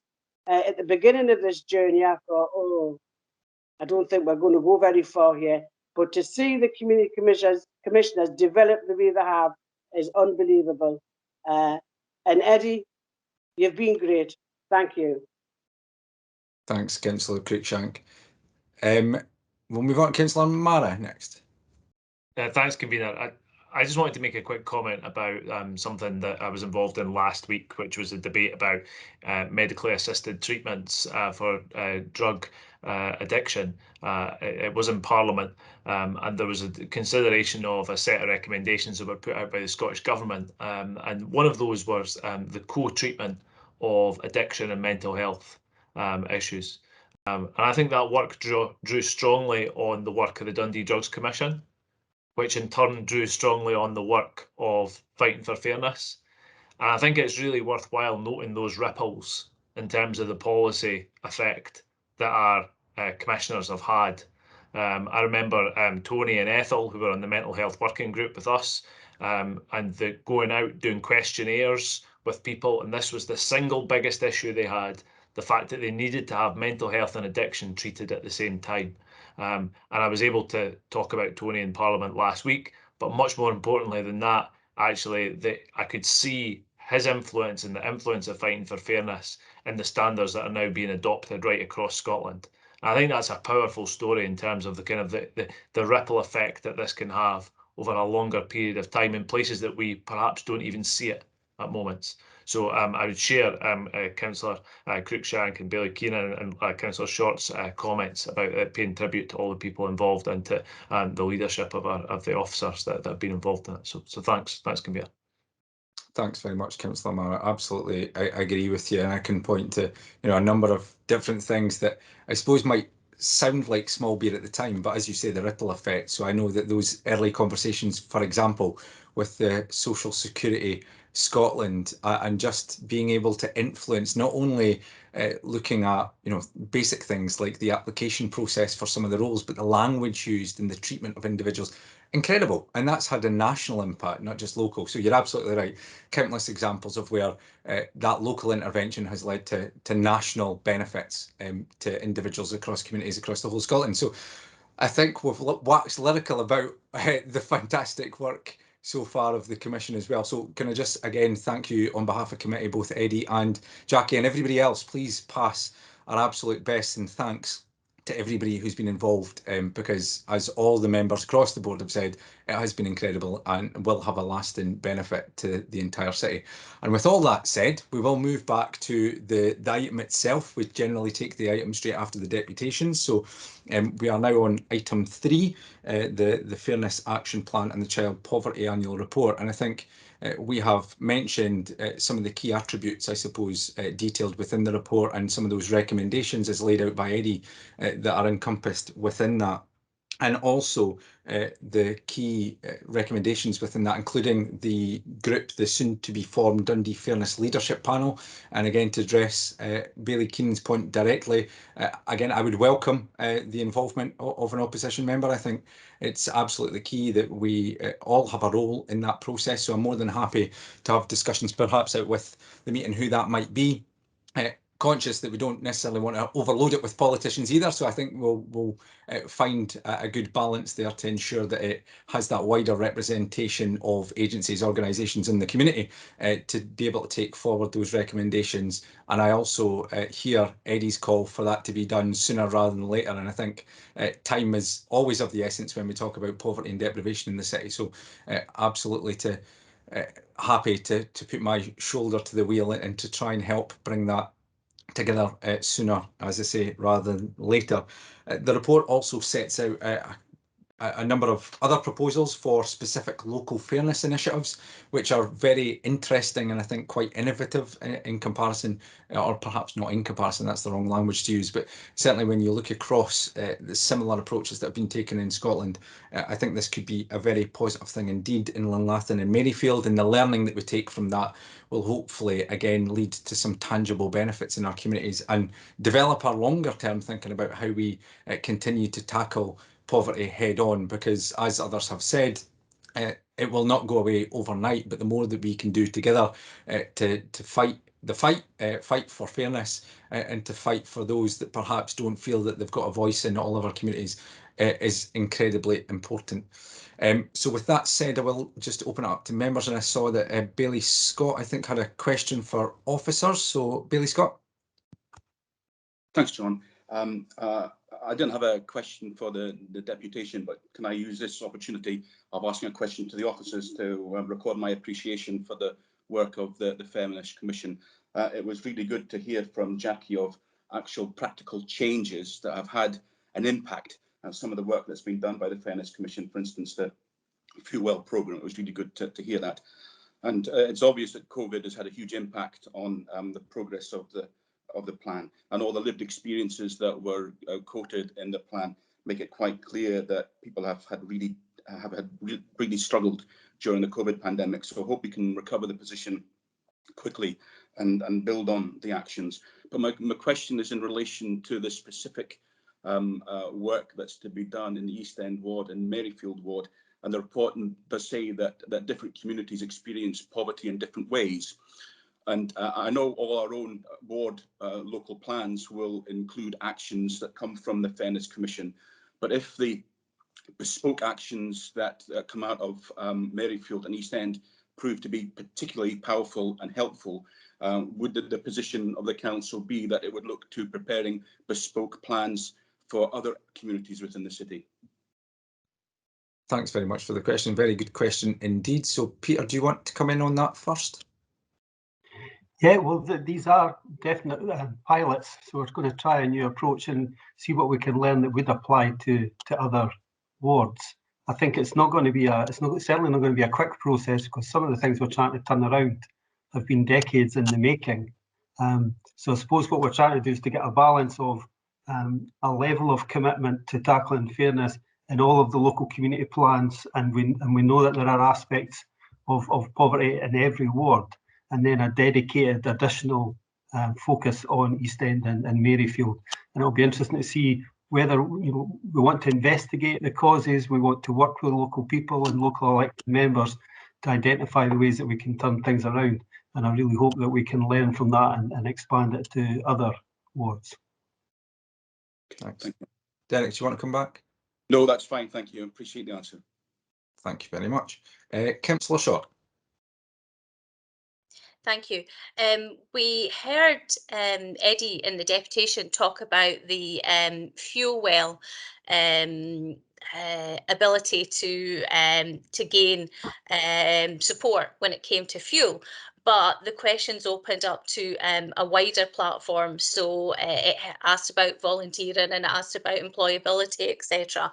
And I just wondered if this is something that we'll be going to be doing more often. If there are pots of money that become available, will it be something that will be repeated, perhaps not leading on fuel? Because I think nowadays, if you think of where your disposable income is, you don't have that disposable income, then you can add poverty at the end of it, whether it's periods or food or funerals or furniture, any of the above.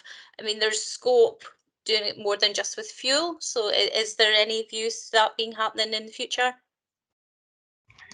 Thanks for the question. Peter? Yeah, we've got a commitment to apply the principle to everything, really, Lynn. So what I'm hoping is that we can demonstrate that we can mainstream the approaches that we've developed through the Fairness Commission. And you'll know yourself, there's barely a discussion takes place with communities now without us thinking, what are the financial inclusion implications of that? What are the other needs might you have? And how can we tie into a holistic level of support?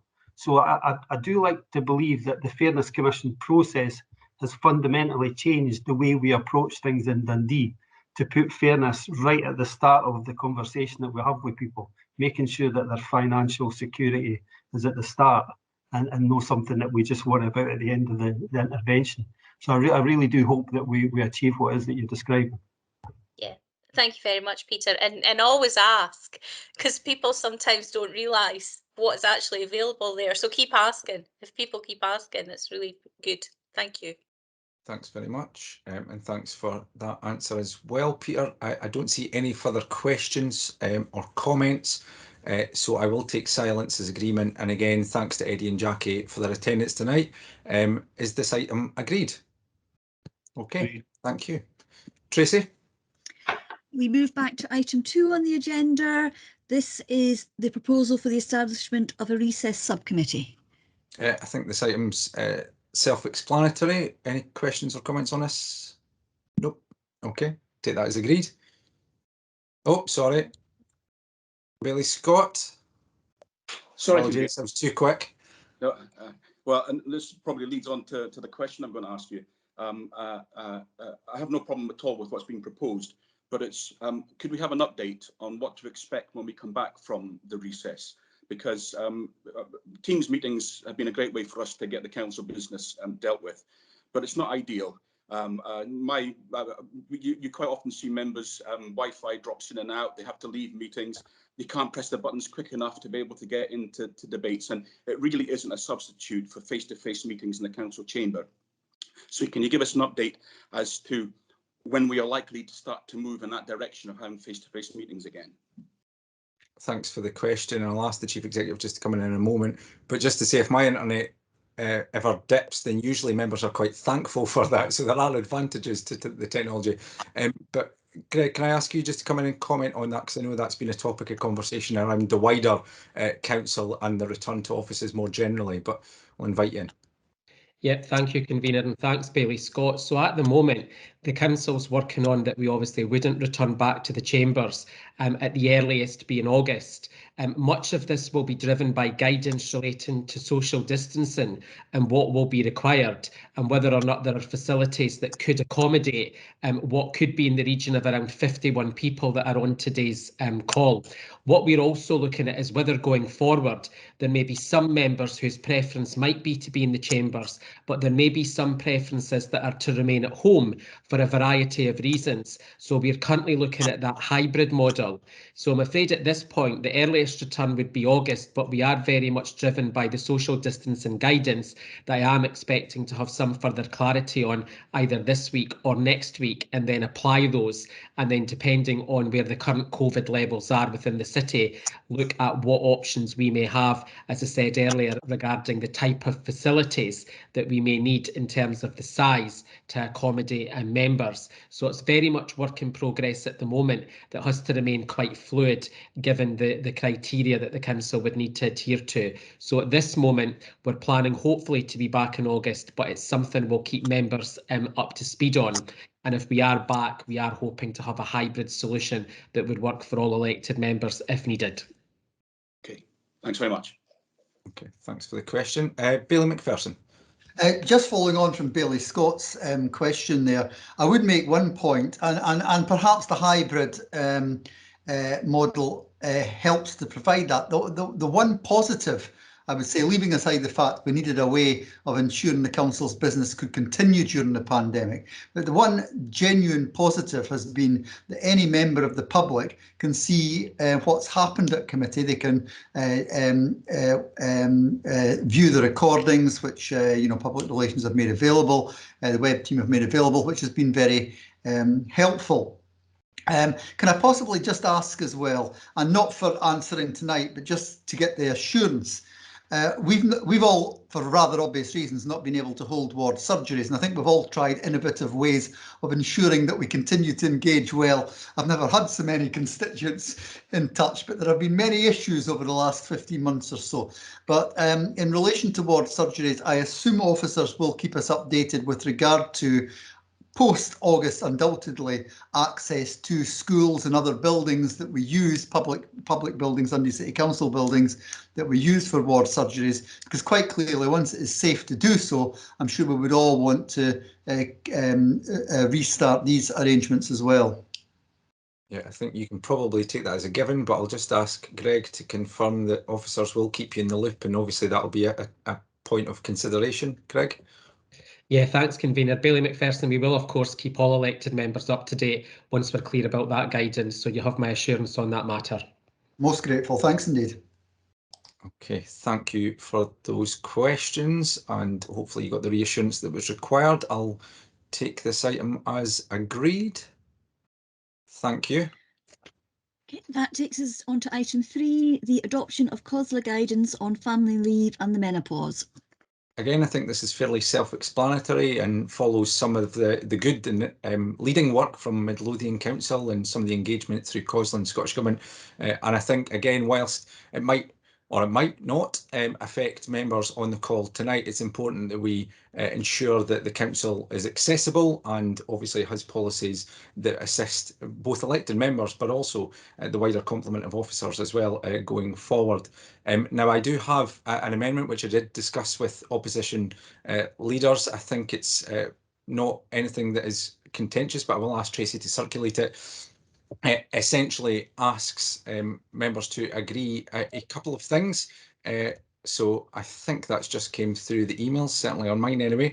It asks members to agree and remit officers to continue to identify and improve accessibility to the democratic processes of the council, particularly for those that might suffer illness or disabilities. And the point that was just made around that ability to connect to meetings, whether or not you're physically able to be in the chamber, is an important one.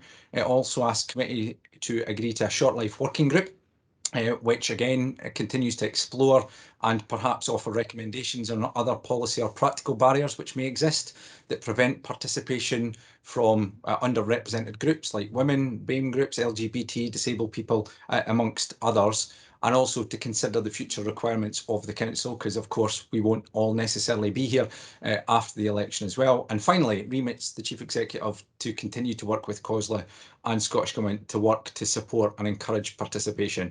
And I think, what's not included in this is perhaps what we can do as politicians within our own parties, which I think has a role to play as well. So hopefully self-explanatory and something that we can all agree to. But Bailey Keenan.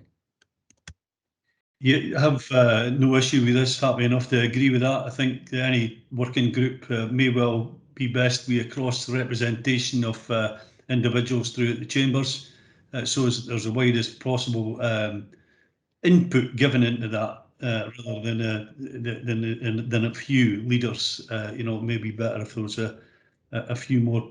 I think the fact that we were looking at a hybrid model may well suit any individual that's not on council, or even somebody who may be thinking about leaving but staying on, because this approach to meetings would be much easier than getting down to chambers. And I think if we were looking at some of the other local authorities that are much wider and further afield, where people have got to travel quite a distance to be at a meeting, then a hybrid model, if we didn't have one, we'd be looking very much out of kilter with the rest of local authorities in Scotland. So happy to accept the recommendations. Thank you very much for those comments. I see no other intimations of comments. So is this item agreed?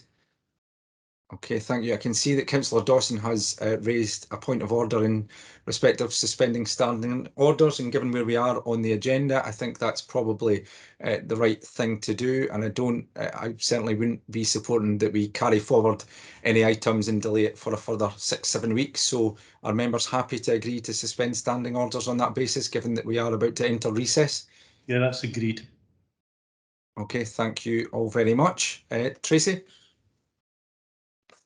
Okay, item 4 has already been dealt with. Item 5, free school meals expansion. Your approval is required. Thanks again. I think this is a really good report and details the approach that's going to be taken from August 2021. I think this is a real positive for many families in the city, many young children in the city who are going to benefit from this policy, and the recommendations are before you, so I don't intend to go through them in any great detail. Are there any comments or questions on this item? No. Can I take that as agreed? Thank you very much. Jason? Item 6, customer services platform. This is for approval. Again, self-explanatory. Any questions? Yes, Bailey McPherson. Just a very brief question. I've no particular problem with the recommendation, but I would just like an assurance that there was some sort of appraisal as to alternatives before we just roll over and spend nearly £300,000 on continuing to fund this particular product. I assume that was done. As I say, I have no particular problem with what I think we all call firm step, but apparently is no longer called firm step. But I take it where the officers did actually look out there as to what potential alternatives they were before making the recommendation. Thanks for the question, Bailey. I'll just ask Robert Emmett, I think, in the first instance to perhaps comment on that. Robert? Chair, can you hear me? No. We can indeed. Oh, can you? Sorry, my buttons aren't working on Teams.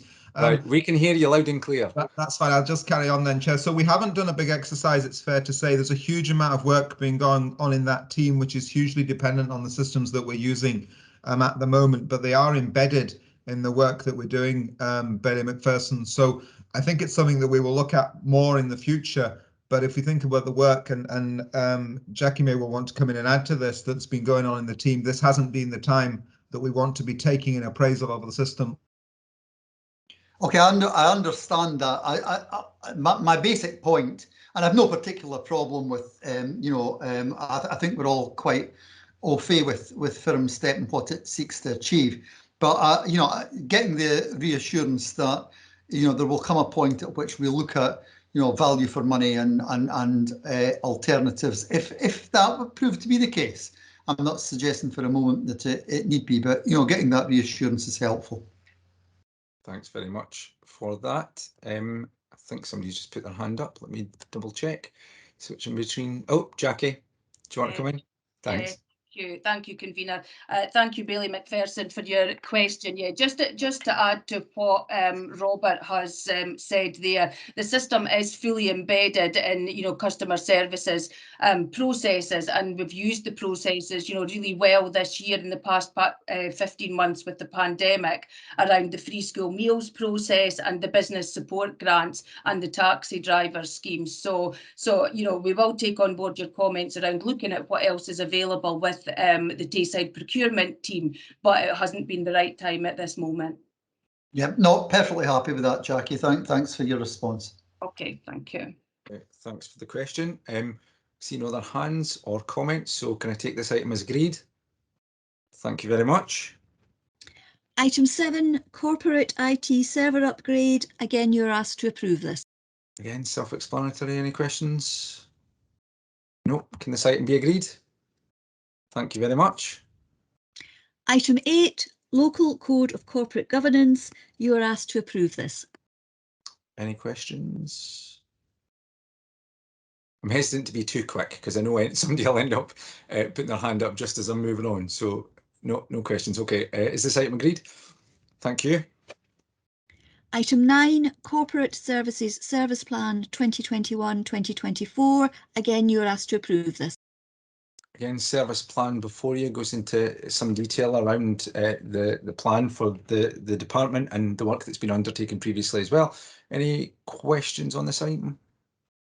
No. Okay. Is this agreed? Thank you.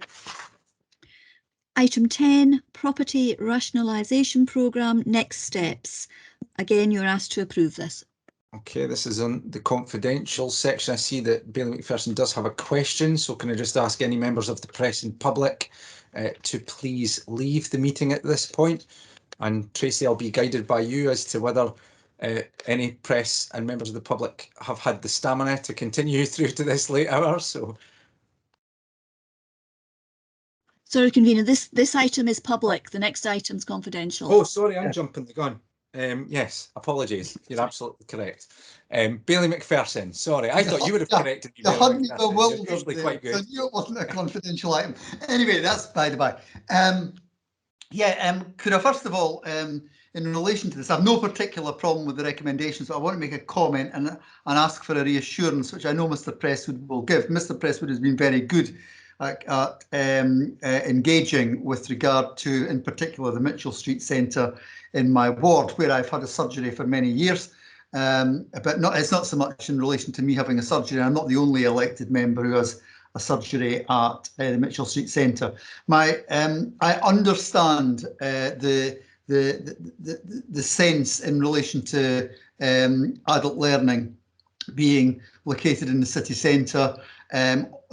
Bluntly, all buses lead to the city centre. It makes a lot of sense. So I have no particular problem with that. What I have a concern about, and it's a natural concern, is that in that part at the north end of my ward, there is something of a lack of public buildings for use by community groups and so on.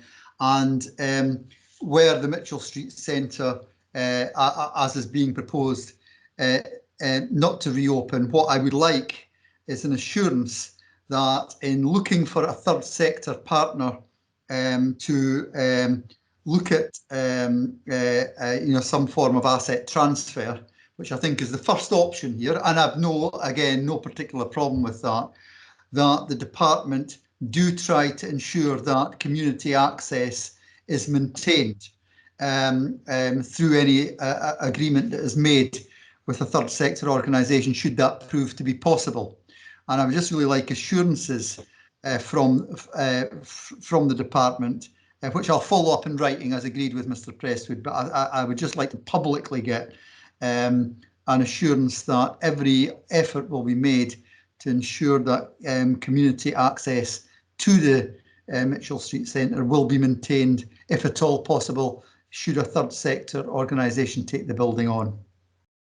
Thanks for the question, Bailey McPherson, and certainly that would be my expectation also. So, from my perspective, I would certainly share those wishes to see a kind of remaining access to the community, as you say, if at all possible. But Robin, do you want to come in on that specific point?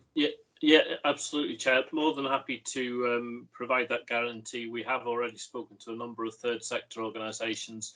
We do believe that with suitable investment, it could provide an attractive asset for someone. It will require investment, and it requires a partnership approach similar to the Lynch Centre Street Soccer partnership approach, which by all appearances looks to be a great success. So we would hope something similar could come from this. And then seeking to identify a third sector partner, we would of course try and maximise community access to the building. That's greatly appreciated and is reassuring, so I'm grateful to Mr. Prestwood for that. Thank you very much. Okay, Councillor McCready. Thanks very much, Convener. Can I just, I've got further questions, but comment on the issue around Mitchell Street. I mean, I welcome what's just been said there, and I would say to officers that, it does say in the report that, you might want to look at moving activities to out with school hours to the West End school campus, which I think may well be acceptable to some people, but it's not terribly accessible to people who live around the Mitchell Street area. So I hope officers heard what Bailey McPherson has said and heard what I've said about that, because I think there is a lack of facilities in the north of the West End ward, if that's not an oxymoron. Can I just say about a question really about the general policy? I mean, whilst I'm generally in favour of the property rationalisation programme, I think that we do need to factor in COVID-19. I think we need to factor in our role as councillors, our role as employers, and our role to have a duty of care for the staff of this council. So I suppose my question is, and I know I'll be pointed to section 4 of the report, but I just gently say I don't think it goes far enough. But my question is, are officers, and indeed yourself, Convener, convinced that hot desking is still going to be acceptable as we go forward? Are we convinced that the level of cleanliness in council buildings will be good enough going forward? Will we need to start employing more cleaning staff and cleaning during the day, for example? What work has been done on the space between desks and whether that's acceptable? And whilst I fully agree with Bailey Keating's comment earlier that many people will want to have some kind of hybrid system of work, including councillors, it's quite clear that not everybody wants to have a hybrid system of work, and some people will want to be in their workplace and be out of the house, which may be for financial reasons, it may be for mental health reasons, it may be for a whole variety of reasons, and indeed would be good for the economy of the city, apart from anything else, to get people out of their houses when it's safe to do so. So I suppose, I mean, I'm not at this hour, I'm not expecting detailed answers to that, but I suppose what I am, it really is a plea, Convener, for officers to bring forward, to do some thinking about those questions, and I'm sure others, and bring forward a report that really sets out a rationale that shows that we've thought about this and that we're not just trying to cram as many people into the buildings as we can, which, frankly, to some extent is what the policy continues to look like. And I think we do have a duty of care to make sure that's not the case. Yeah, no, thank you very much for your question, Councillor McCready. I think all very valid questions and ones that the administration has asked itself, I suppose, in that regard as well, because as you say, we don't only have a duty of care to the public, but a duty of care to our staff. And I know that officers take that duty incredibly, what's the word I'm looking for? Seriously, that's the word. And I know also that there has been some dialogue with staff more recently in terms of a staff survey asking for views and feedback on what the preferred arrangements would be. And it's fair to say they reflect what you just pointed out, that many people will enjoy some form of flexible working, and that might well take different forms for different people. It might be 3 days in the office, 2 days working from home. Some people, it might be working entirely from the office. And I think there is a real willingness on behalf of the officers, and I'll let them speak for themselves in a moment, to be flexible and to take that into account. And also, I think, you know, Robin Neal might have a further comment on this, but we will be, of course, as a matter of default, looking at the practicalities around how offices operate.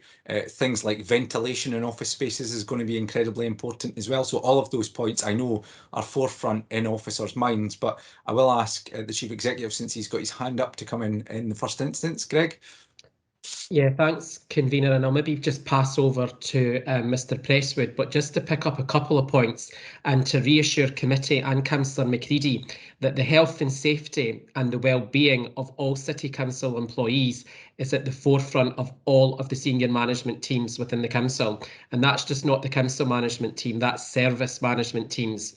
And I'd like to think that we have demonstrated that, particularly over the last 16 months, when we've had to put in appropriate and secure ways for our staff to work to be able to provide vital services.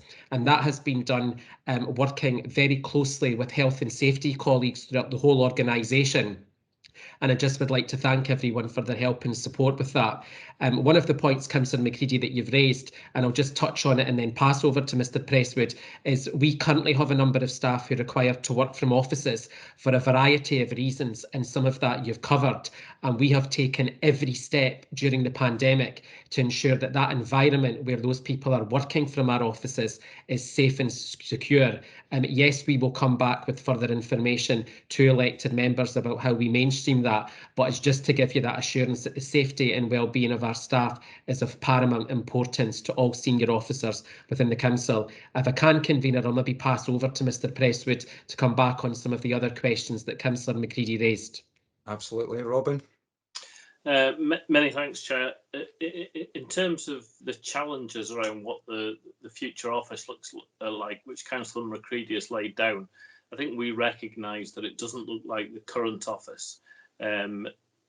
Entirely speculating, I suspect that a lower density may be appropriate because people will have more concerns, as has been emphasised, around proximity to others.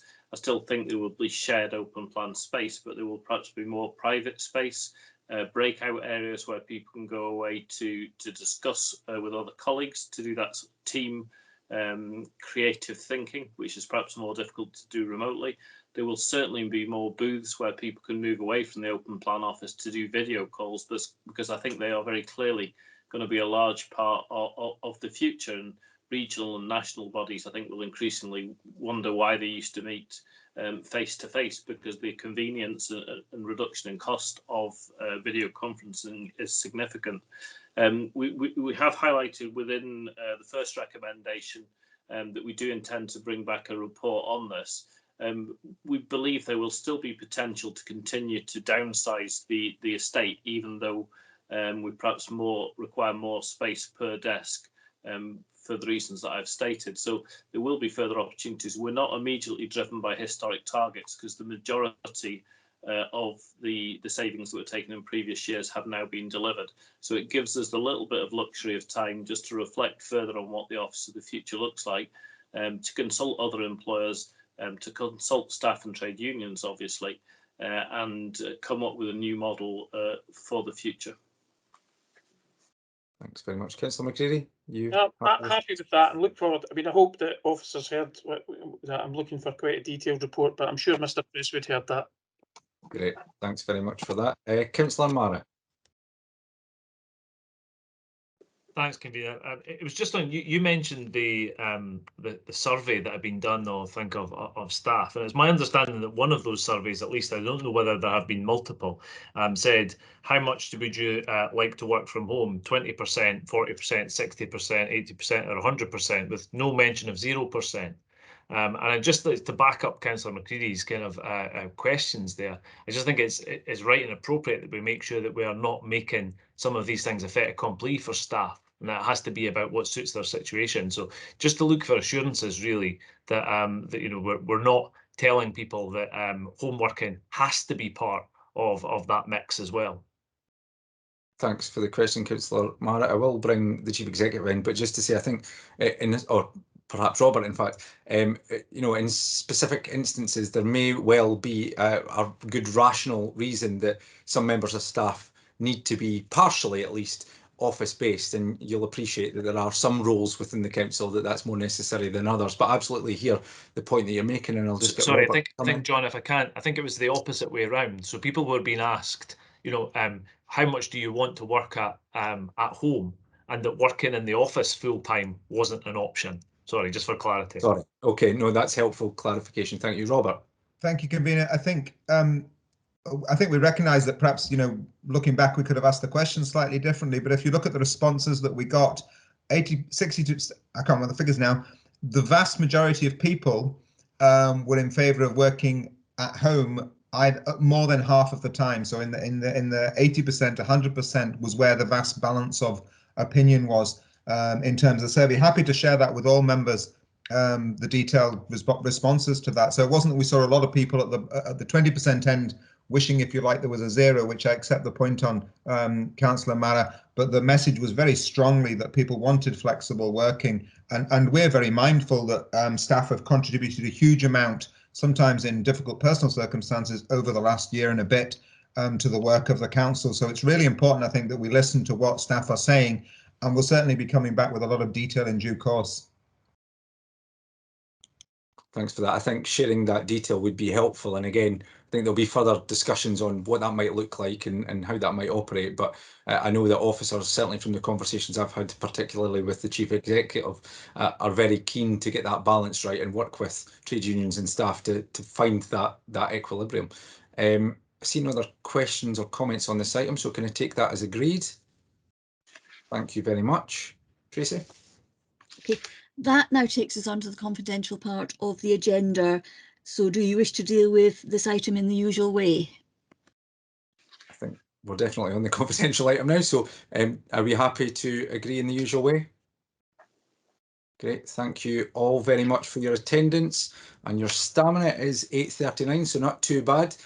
Have a fantastic summer if I don't speak to you between now and August, and hopefully you all get some rest and recuperation. Take care. Thanks, everyone. Thank you. Night. Good night. Good night. Thanks, everyone. Good night. Bye.